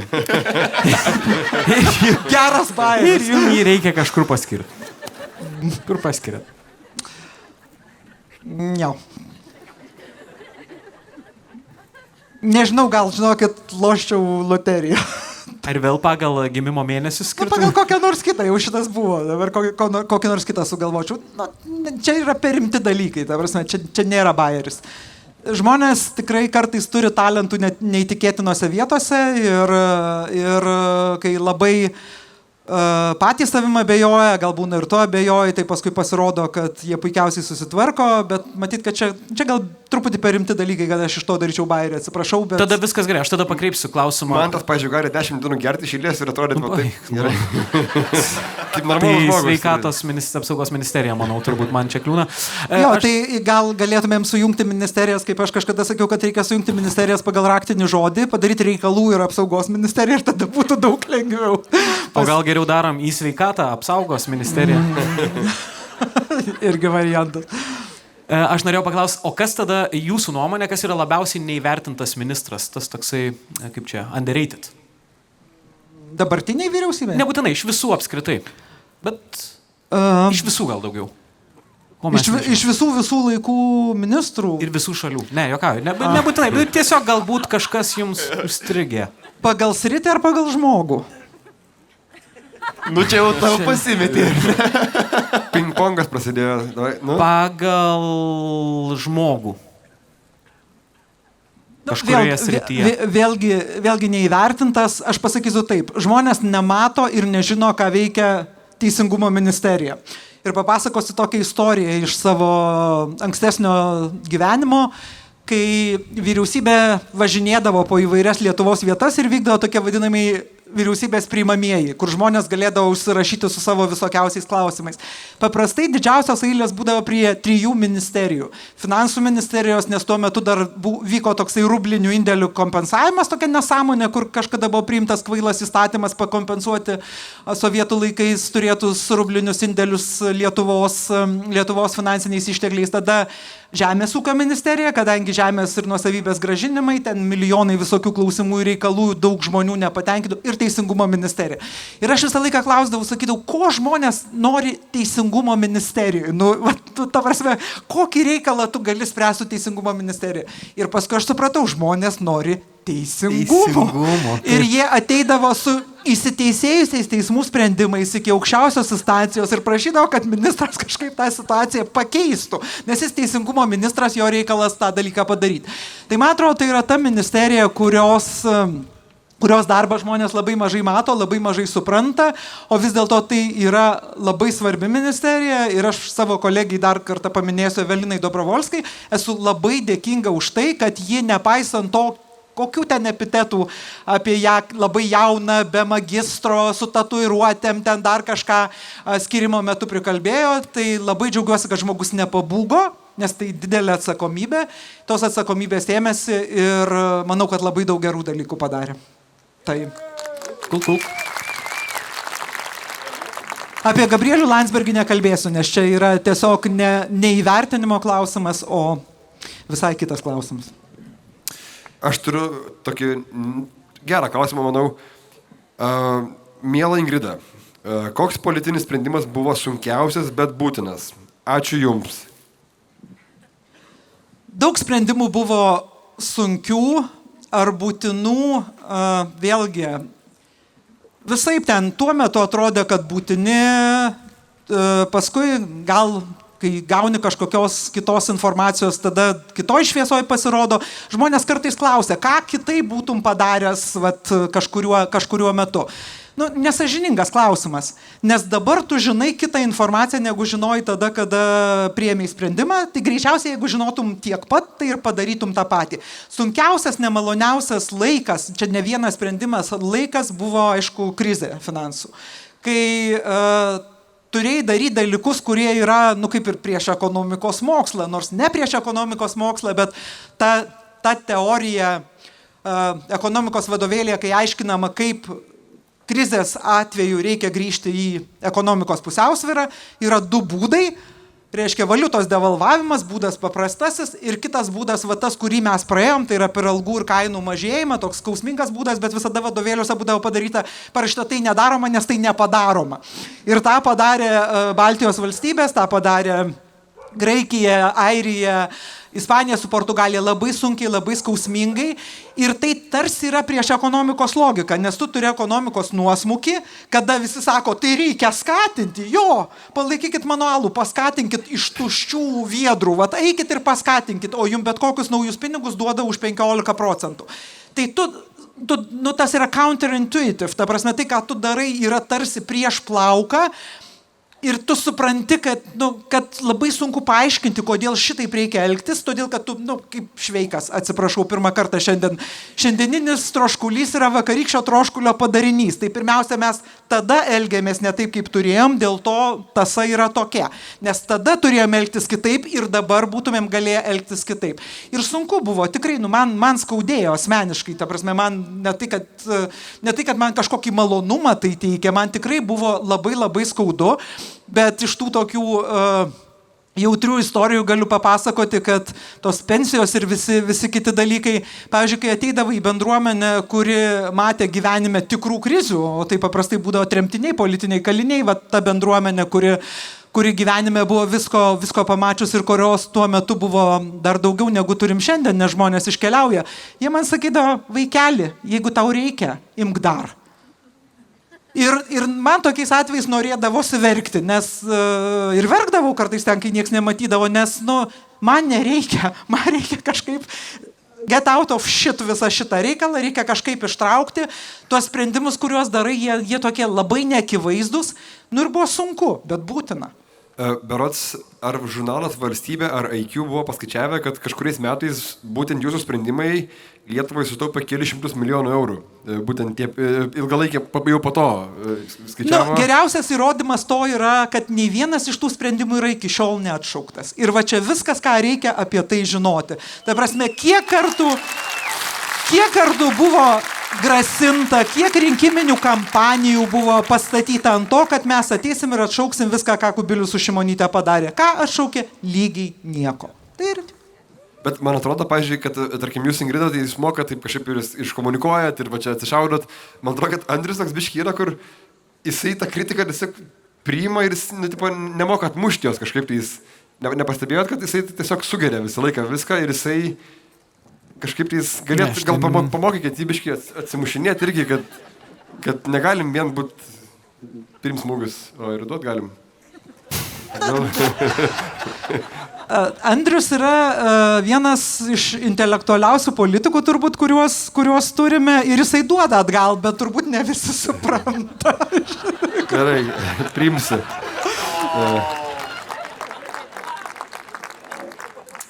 Ar rinktumėtės politinį kelią, jeigu grįžtume 20 metų atgal?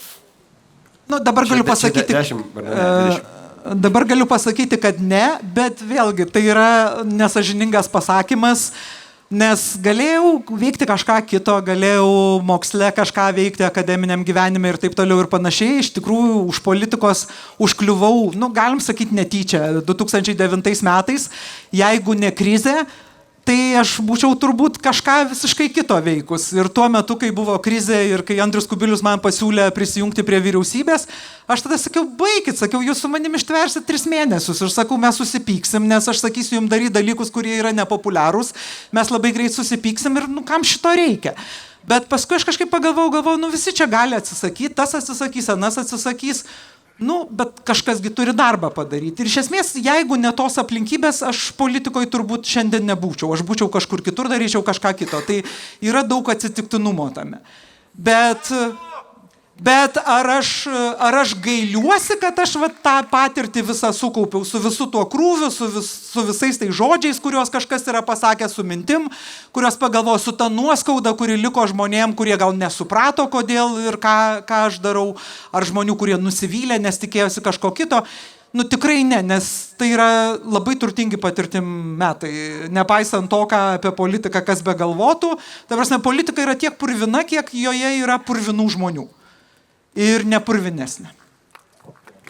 O galima grįžti dar šiek tiek atgal ir paklausti apie jūsų koalicijos partnerius tuo metu. Tai yra, kai į valdžią tada atėjo ir Valinskas su Chebra. Draugeliai, tiesiog atėjo mano draugelis. Draugelis mano vienas, nežinau ar žinot, Arūnas. Ir jisai, aš kiek esu girdėjęs, kad gal nebuvo rimtai vertinama iš pradžių ir ypač dar turbūt iki rinkimų, kai dar nebuvo aišku kokie rezultatai, tai apskritai turbūt niekas pernelyg rimtai nežiūrėjo, nes atėjo labai daug šaumenų. Ateis labai daug šaumenų, kaip vėliau paaiškės, ateis. Kokia jūsų nuomonė buvo į tai ir koks buvo tas darbas su žmonėmis iš šou pasaulio ir kaip dabar situacija, kai kažkas iš šou pasaulio ateina, kokia jūsų nuomonė apie tai? Aš neturiu jokios išankstinės nuomonės apie žmonės iš šou pasaulio ir žemės ūkio. Ta prasme, jeigu tu nori dirbti darbą, tai tu galėsi tą darbą dirbti. Arūnas Valinskas yra vienas iš protingiausių politikų, kuriuos aš esu sutikusi, nes daug dalykų, kuriuos jisai kalbėdavo diskusijose, buvo be galo racionalūs, jis turi labai gerą mąstymą. Ir mano supratimu, ta prasme, jisai nedarė balagano ta prasme, atėjom, dirbam ir, reiškia, sprendžiam klausimus ir tai nereiškia, kad viskas ten, aš visais atvejais galbūt sutinku su jo ten humoru ar kažkuo, bet kaip žmogų, kuris atėjo į politiką tuo metu ir bendravimą su juo, bendradarbiavimą su juo aš vertinu gerai. Su juo atėjo į politiką tokie žmonės kaip amžinatilsį Rokas Žilinskas, kuris buvo vienas iš tikrai labai rimtai atsidavusių energetikos temai žmonių. Tai visaip, kai kurie žmonės po to ir liko politikoje ir iš jų yra puikūs politikai, kai kurie žmonės pasibandė, pamatė, kad čia ne jų arbatos puodelis ir iškrito. Tai man atrodo, kad nėra nieko blogo, kad šou verslo žmonės ar kokio kito verslo, ar muzikos žmonės, ar mokytojai, ar kas nors eina į politiką. Visos patirtis politikoje yra svarbios, nes Seimas atstovauja mūsų, o mes esam visokie. Bet klausimas, kokią žinutę tu siunti ir kokius lūkesčius formuoji. Tai man atrodo, čia yra didžiausia rizika, nes jeigu tu formuoji lūkesčius, o to truputį buvo, kad bus visiems linksma, tai linksma nebuvo. Manau, kad Arūnas tą ir pats pasakytų, kad linksma tikrai nebuvo, nes tu pažadėjai visus palinksminti. Šiaip čia nėra linksmas darbas, politika nėra cirkas, kaip ten bežiūrėtum. Ir plus... Krizė dar ateina tada. Plus ir krizė atėjo tuo pačiu metu, kada reikėjo tikrai rimtai susirinkti savo, taip sakant, visus dalykus ir kažkaip tą situaciją išspręsti. Ir nuo to gerai nebuvo turbūt, malonu tai tikrai nebuvo niekam. Tai esu mačius žmonių, kurie atrodytų ir labai mokyti, ir tituluoti, ir ten daktaruoti, ir kokie ne. Ir, pavyzdžiui, politikoje savęs neatrado. Nes čia reikia truputį reikia žmonės mylėti, reikia tam tikrų savybių, kad toje politikoje norėtum ilgiau būti. Aš, pavyzdžiui, seniau reitinguodavau pagal akademinius, jeigu ten yra, tarkim, daktaras mokslo ir profesorius, tai reitinguodavau pirmus iš karto. Tai Radžvilas pas jūs pirmoje vietoje būdavus? Ne. O jūs išlaikėte egzaminą pas Radžvilą? Keista, bet jo, iš pirmo karto. Tai aišku, bendrai jūs esat kaip ten dešinių pažiūrų baltasis, tai gal vis. Ne, tiesiog atspėjau, bet... Jei vienai dienai turėtumėt absoliučią valdžią Lietuvoje, kokį sprendimą priimtumėt? Šito reikėjo Kasčiūno klausimą, atrodo, jis geriau atsakytų. Turbūt jis geriau atsakytų. Buvau čia kažkada sugalvojus, kokį sprendimą priimčiau. Buvau nutarus, kad reikia uždrausti žmonėm viršyti greitį serpantinuose, nes jie išvažiuoja į priešinį eismą ir tada tas, kas atvažiuoja iš už kampo, turi stabdyti. Dar kažkokį įstatymą buvo? Bet Lietuvoje. Mes Lietuvoje esame, Grida. Taip. Tai serpantinus, žodžiu, uždraudžia greitai. Ok, gerai. Pone Šimonytė, jei kiekvieną kartą, kai jums kažkas priekaištauja dėl biudžeto, gautumėt po eurą, gal galiausiai subalansuotumėt biudžetą? Bijau, kad neužtektų. Bet klausimas geras. Po eurą neužtektų, jeigu imtumėm po kokį 100, jau būtų kažkas. O kokie keiščiausi priekaištai, ta prasme, dėl to biudžeto yra buvę jums? Ar, konkrečių žmonių, pavyzdžiui, tenais, apart pensijų pavogimo, bet tiesiog...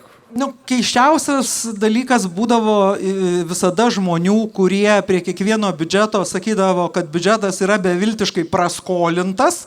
Tai reiškia, kad pajamos gerokai mažesnės negu išlaidos, bet tuo pačiu metu siūlydavo nieko kito, kaip tik tai dar labiau sumažinti pajamas ir visokių mokesčių lengvatų priperėti arba dar labiau padidinti išlaidas. Tai va čia yra dalykas, kur mane stabas ištinka. Aš tada sakau, jums nepatinka šitas biudžetas, nes jo skylė yra per didelė, bet viskas, ką jūs galite pasiūlyti, tik tai dar didesnė skylė. Tai kažkaip jūs apsispręskit. Jeigu skylė per didelė, tai tada atvirkščiai reikia elgtis. Jeigu jūs norite elgtis taip, kaip jūs sakot, nes žmonėm noriu padalinti mokesčių mokėtojų pinigų, negi gaila, tai tada dėl tos skylės nesipiktinkit. Tai va čia toks turbūt įprasčiausias dalykas, kur žmonėm visiškai kažkodėl tiem nesusidėlioja. Galvoju, kažkaip namuose manau, kad jiems susidėlioja tie dalykai, bet čia yra toks pats biudžetas, tik 0 daugiau. Tai ten kažkaip išsijungia visiškai galva ir yra kažkokia mistinė valstybė, kuri kažko turi ir kažkaip gali padaryti Čikuraku su ta burtų lasdelė taip, kad iš nieko neimti, visiems duot ir dar skylės nebūtų.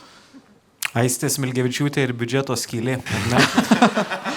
Aš beje norėjau klausyti, jeigu, pavyzdžiui, grįžtant prie to klausimo, kad jums galime duoti absoliučią valdžią visiškai ir jūs galėtumėt kažką įteisinti. Pavyzdžiui... Serpantinus Lietuvoje. Tarkim, partnerystę įteisintumėt? Žinoma, bet tam absoliučios valdžios nereikia. Tam tiesiog užtenka keletos politikų, kad jie išeitų iš to savo durnos baimės ir uždarytų šitą temą, nes ta tema užsidarytų tą pačią dieną, kai būtų priimtas įstatymas. Nes visi tie, kuriuos dabar gazdina tom šiaudiniam kaliausiam, kad jie kažkodėl pataps gėjais, ar jų vaikai kažkodėl pataps gėjais, ar dar kažkas ten jiem atsitiks, jie puikiausiai suprastų, kaip su 3 raidėm, gyvenom ir gyvenam visi su savo pavardėm. Nei mums kas pavardės pakeitė, nei lietuvių kalbą atėmė, nei dar kažkas atsitiko. Ir čia būtų lygiai taip pat. Ir tie žmonės, kurie nenori, kad taip atsitiktų, jie tą puikiausiai žino. Dėl to jie daro viską, kad tas įstatymas nebūtų priimtas. Ir tai yra apgailėtina mano nuomonė, bet čia nereikia absoliučios valdžios, kad, ta prasme, aš iš vis nenorėčiau absoliučios valdžios, nes labai bijočiau tada už tai, kad absoliuti valdžia yra, manau, kad baisus dalykas. Mes čia galim pasamprotauti ten tokiam bajerių lygyje, bet šiaip niekam nedaug dievė, kada nors Lietuvoje turėtų absoliučią valdžią net pusę dienos. Prieš tai į temą buvo klausimas, aš įsidėjau... Aš tik norėjau pasakyti antrą dalyką, ar suktinę įteisinot ar ne? Bent jau administracinę atsakomybę tai panaikinčiau. Ir baudžiamąją taip. Vienai dienai. Maisto prisisakytumėt daug labai? Neturiu jokio asmeninio intereso. Ne, aš irgi girdėjęs, kad labai kitus maistas ima. Čia kalbant apie absoliučią valdžią, prieš tai buvo klausimas, bet gal nesakysiu, bet pasakysiu, kažkas klausė, kas tam Putinui nahui? Tai gal jūs žinot? Kam? Kas tam Putinui nahui, sakė, atsiprašau labai, čia žmogus klausė, ne aš. Kas? Labai paprastas dalykas. Reikia žmogui išsaugoti savo kūną valdžioj. Ir mes, kurie esam vakarų demokratijos vis tiek dalis, gal mūsų žmonės mažiau, bet vakaruose tai tas labai tipiška. Žmonės masto apie jį ten, kodėl jis taip daro, jam neapsimoka, gal jis iš proto išsikrausta ir taip toliau ir panašiai. Jam viskas absoliučiai tobulai apsimoka. Jo tikslas yra išlaikyti valdžią. Kažkada jisai bandė išlaikyti valdžią, kažkokiais ekonominiais dalykais, ne? Ten nafta pabrango, atsirado kažkokių ten infrastruktūros projektų, kažkokio ten gerbuvio, kažkam kažkokios pensijos, gal truputį ilgos ir taip toliau ir panašiai, ir tada atsibodo, nes čia yra labai sunkus darbas kurti gerovės valstybę, labai sunkus ir nuoseklus darbas, reikia kažką visą laiką daryti ir stengtis. O kam šitą daryti, kai tu gali pamesti žmonėm pseudo idėją ir su ta pseudo idėja tiesiog rodyk priešą ir laikykis ant tų durduvų valdžioj. Tai jis tiesiog nori likti valdžioj. Simple as that. Aš manau, kad čia mes kažkokio, nežinau, suteikti jam kažkokį tai ten psichinės ligos statusą, jis turbūt, kad yra sadistinių polinkių turintis žmogus ir mes jį galim vadinti bepročių ir manau, kad čia visiškai legit ir viskas fine, bet šiaip iš tokio paprasto taško politinio žiūrint, jis tiesiog nori sėdėti valdžioje ir tai yra jo būdas sėdėti valdžioje. Gal galim taip trumpai pabandyti, kaip jūsų galvojat, gali dėliotis įvykiai toliau ir kuo jūsų nuomonė gali baigtis viskas. Suprantu, kad visa tai yra tiesiog spėliojimai, bet vis tiek jūs arčiau valdžios. Gal jūs žinot? Aš tiek pat galiu spėlioti, kiek galėjau spėlioti pastaruosius 3 su viršų metų. Ir visokių tų momentų buvo tokių momentų, kai jau atrodė, kad neviltis. Ir tokių momentų, kai staiga kažkaip viskas apsisukdavo ir tada galbūt ir ta euforija tokia kartais ir labai didelė apimdavo. Akivaizdu, kad visa tai priklauso pirmiausia nuo vakarų demokratijų ir aišku ne paskutiniai vietoj nuo Jungtinių Amerikos valstijų. Deja, atspėti, ant kurios galvos pusės bus Donaldo Fredovičiaus Tiubeteika, nėra labai lengva. Ir gal jisai kuria čia tą tokį strateginį neapibrėžtumą tyčia, nes žmonės bando įžiūrėti ten kažkokių labai giliamintiškų minčių. Ir mes jau gyvenam tokį gyvenimą, kur už kiekvieno jo pasakymo kabinamės. Jau vieną dieną sakome, kad jis tikrai yra KGB agentas, o kitą dieną sakom, matot, kaip pasakė, ir pasiuntė Putiną kažkur. Manau, kad tai yra pavojinga. Na, svarbu, kad Europa neišklyptų iš tą kelio, neprasidėtų vėl tas, oi pavargom, oi reikia kalbėti, nu vis tiek reikia kažkaip kalbėti, nes jeigu mes nekalbėsim, tai tada, nu, va, toj situacijoje ir sėdėsim, o mes visi labai pavargom. Ir man tokiais atvejais, nu, toks ir piktis žmogiškas ima, nes nuo ko jūs pavargot? Nuo ryte atsibudimo savo lovų ir atsigulimo į savo lovą. Šilta, sausa, tylę. Kai vėtra prašvilpė, atėjo alertas ir baisiausias pasipiktinimas, o kas būtų, jeigu švilptų visai kiti dalykai. Tai man atrodo, kad mūsų darbas yra vis tiek būti su Ukraina tol, kol ji pati kovoja. Kol ji pati kovoja, aš tikiu, kad ji kovos iki paskutiniųjų, tai mes tiesiog negalim turėti kito galvojimo. Ir ne tik dėl jų, bet ir dėl savęs. Čia gal yra laikas priminti, mes kažkaip nepasakėm ir neužfiksavom, kad šitas renginys yra skirtas Ukrainai ir visi už bilietus gauti pinigai keliaus į Ukrainą, tai mes surinkome visi kartu 20 000 eurų, tai ačiū jums kiekvienam. Čia yra dar ne wow, viskas. Yra super. Ir čia dar bus ne viskas. aukcionas, kur kartais labai nustebina žmonės. Jo, mes turim labai fainų daiktų, ačiū labai Ingridai, Ingrida atvežė, pasakykit ką ir aš po to klausimą turėsiu. Pasakykit, ką jūs atvežėte. Aš atvežiau puzlį. Vat mano klausimas, kodėl puzlį?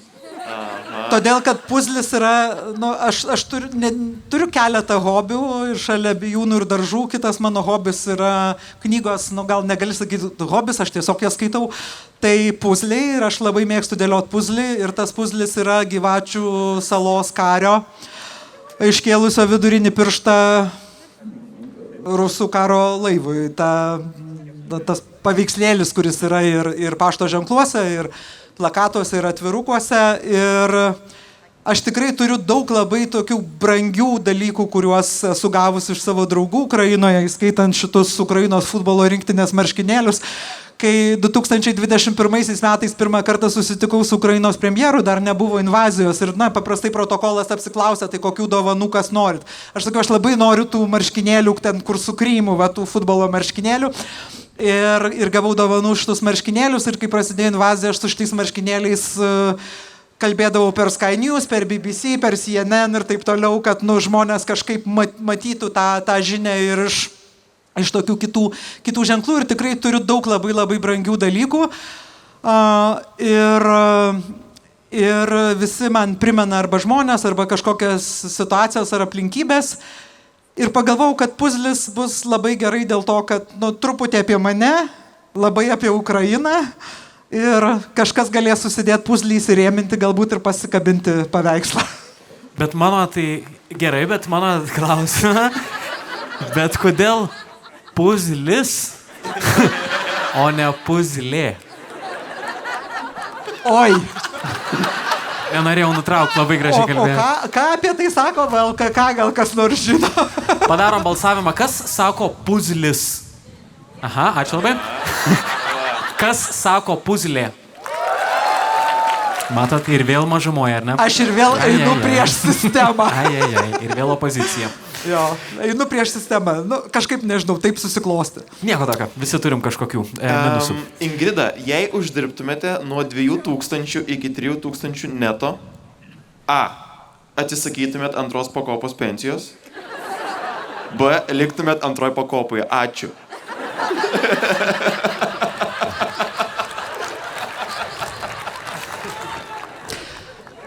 Yra papildomų sąlygų.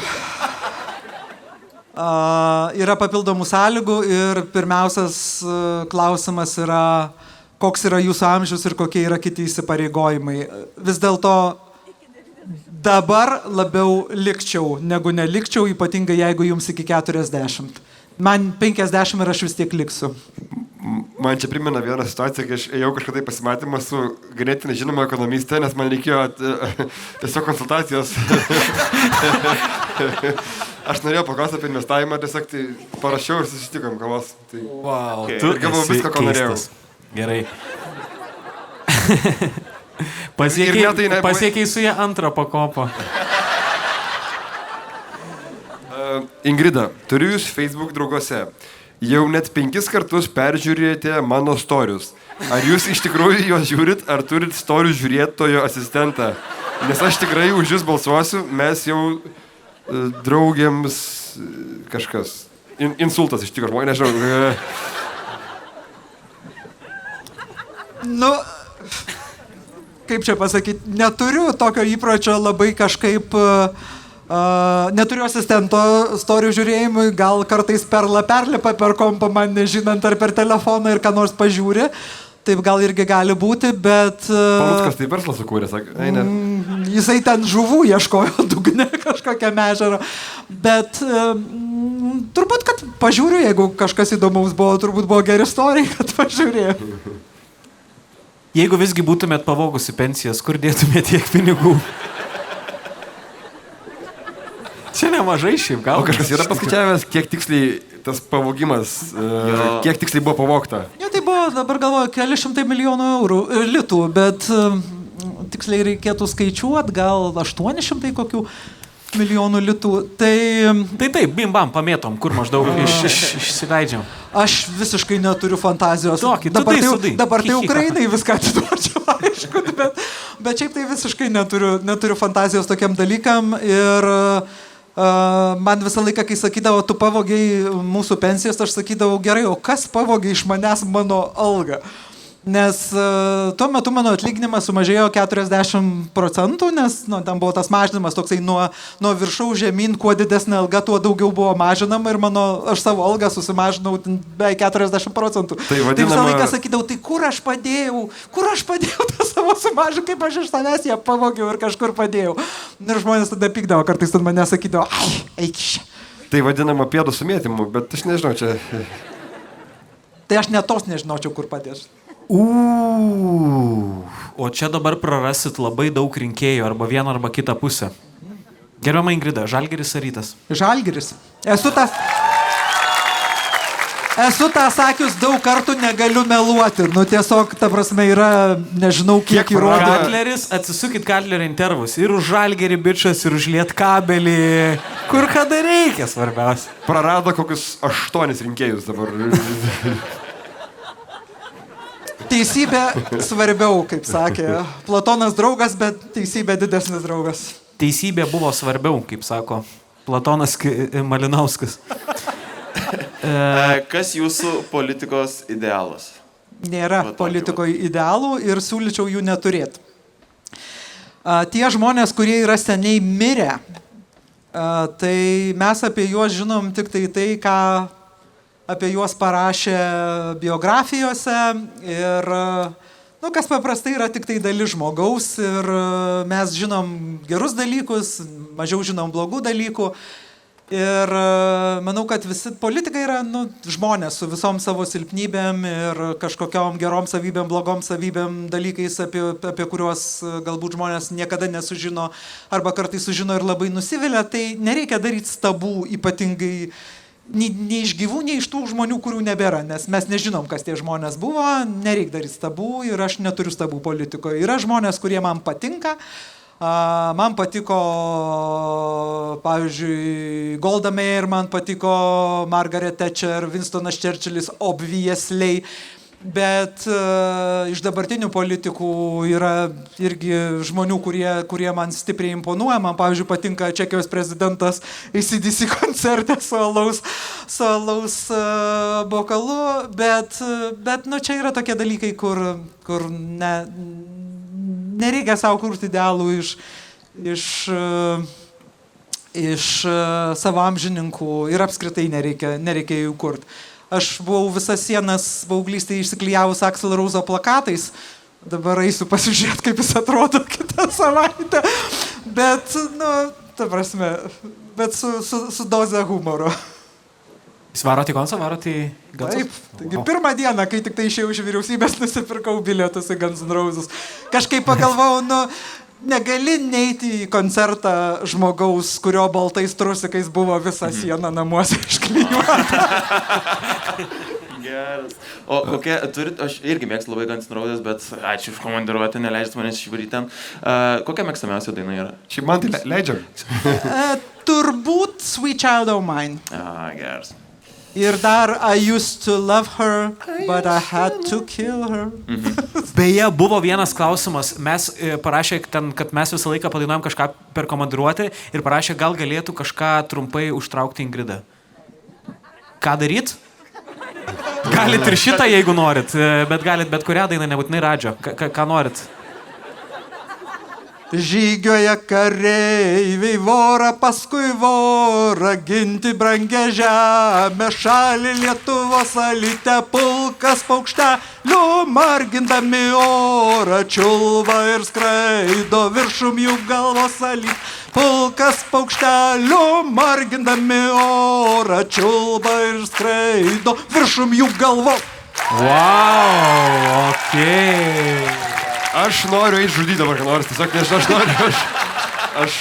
Čia yra partizanų maršas Alytė, viena iš mano mėgstamiausių dainų, tai vat... Jau reikėtų kolebo su ko nors padaryti, žinokit. Galim pagalvoti. Aš atviras pasiūlymam. Gerai.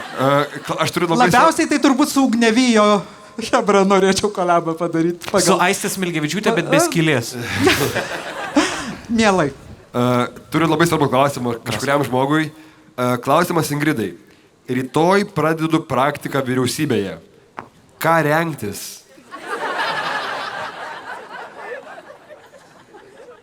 Kaip ten sakė trečiadienį, kai jos klausė, kuo ji apsirengs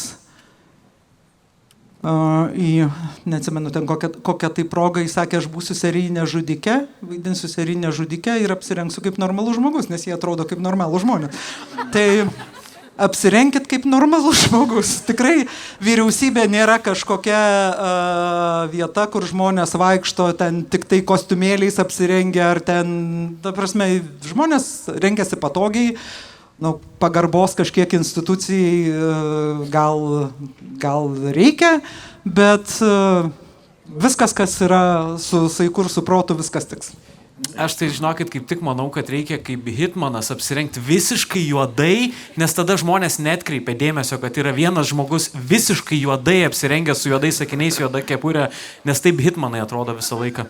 Jie taip neišsiduoda. Prašau? Ne, aš tai nedirbsiu vyriausybėje, Bet linkime sėkmės turbūt, ar ne, visi kartu? Taip. Zombių apokalipsė. Kitas klausimas. Zombių apokalipsė. Liko keli tūkstančiai žmonių pasaulyje. Mantas B. vienintelis, kuris turi imunitetą. Aš nekuriu, čia taip parašyta.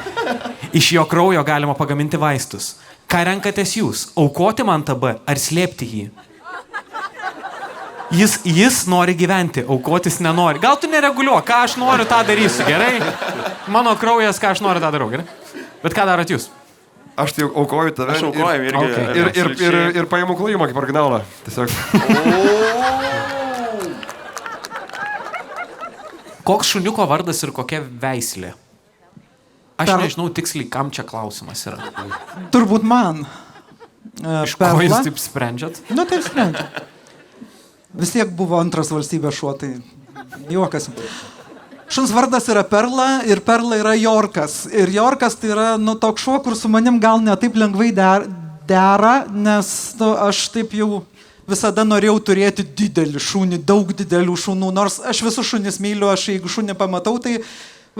Gera diena bus, ne? Tai turit visgi. Žiūrėkit, aš turiu labai gerą klausimą į temą.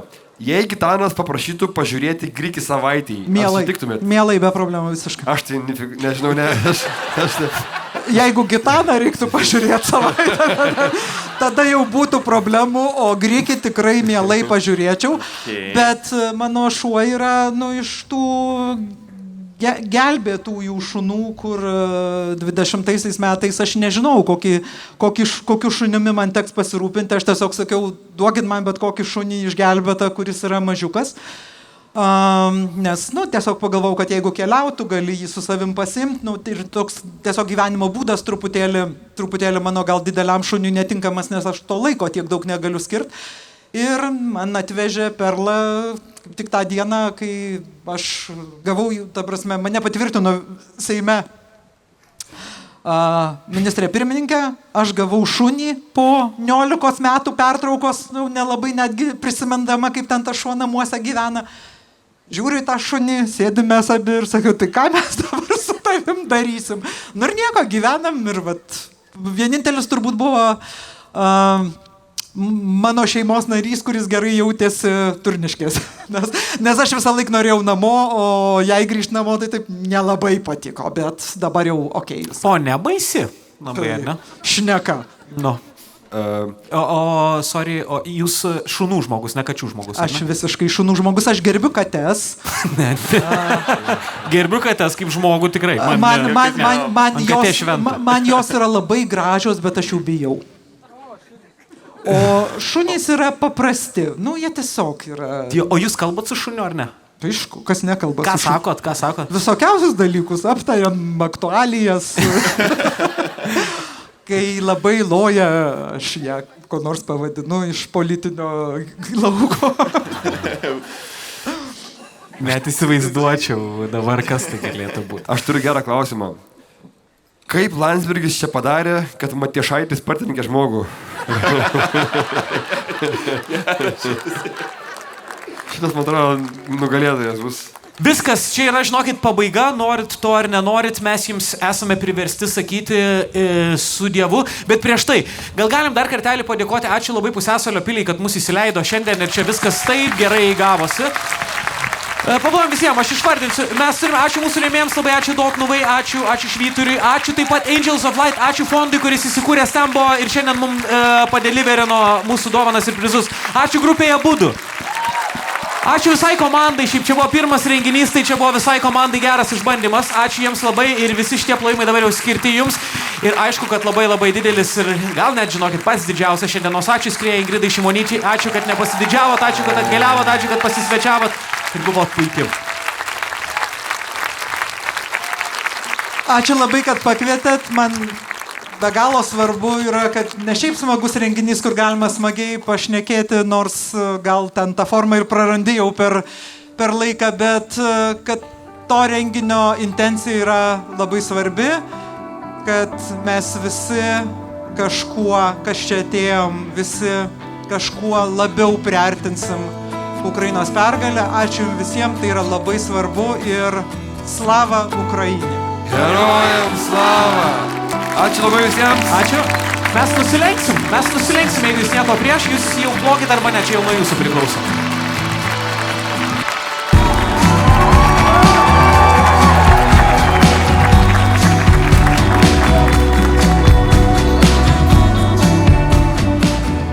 Ingrida, jeigu žiūrit, labai buvo geras pašnekovas. Tik galėtų tiek nesikeikti už kameros, po to tenais. O šiaip daugiau gal biški informacijos, kaip užsibaigė šiandieną. Tai matė žmonės viską. Šiaip ryškia dabar yra nemandagu, nes mes valgom, atėjo daugiau maisto. Aš valgau 2 bandelės vienu metu, nes esam išalkę, nes mes dirbom. Ir kažkas 2 sriubas valgo dabar. Aš ką tik valgiau. Nu ką, gerai buvo, kodėl tau dar kyla klausimai? Ingrida tave pasenino minimum 5 metais. Reikia išvaros. Kaip tu jauteisi? Jaučiausi subrendęs. 8-9 ryčką. Subrendęs. Lūkė, laikyk, ne? Laikau.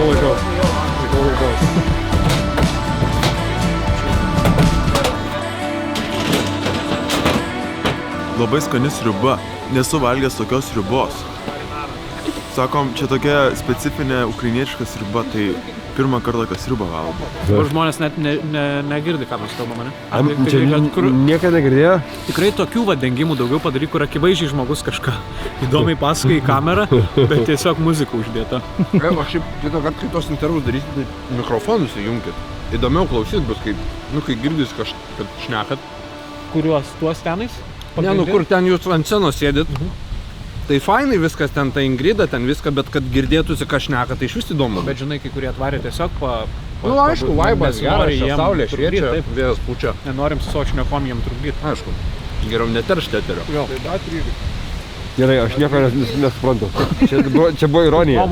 Taip. Čia buvo ironija. Jūs atvykęs į komedijos pasaulį. Ir tu permušiai su antradėbelį ironija. Gal.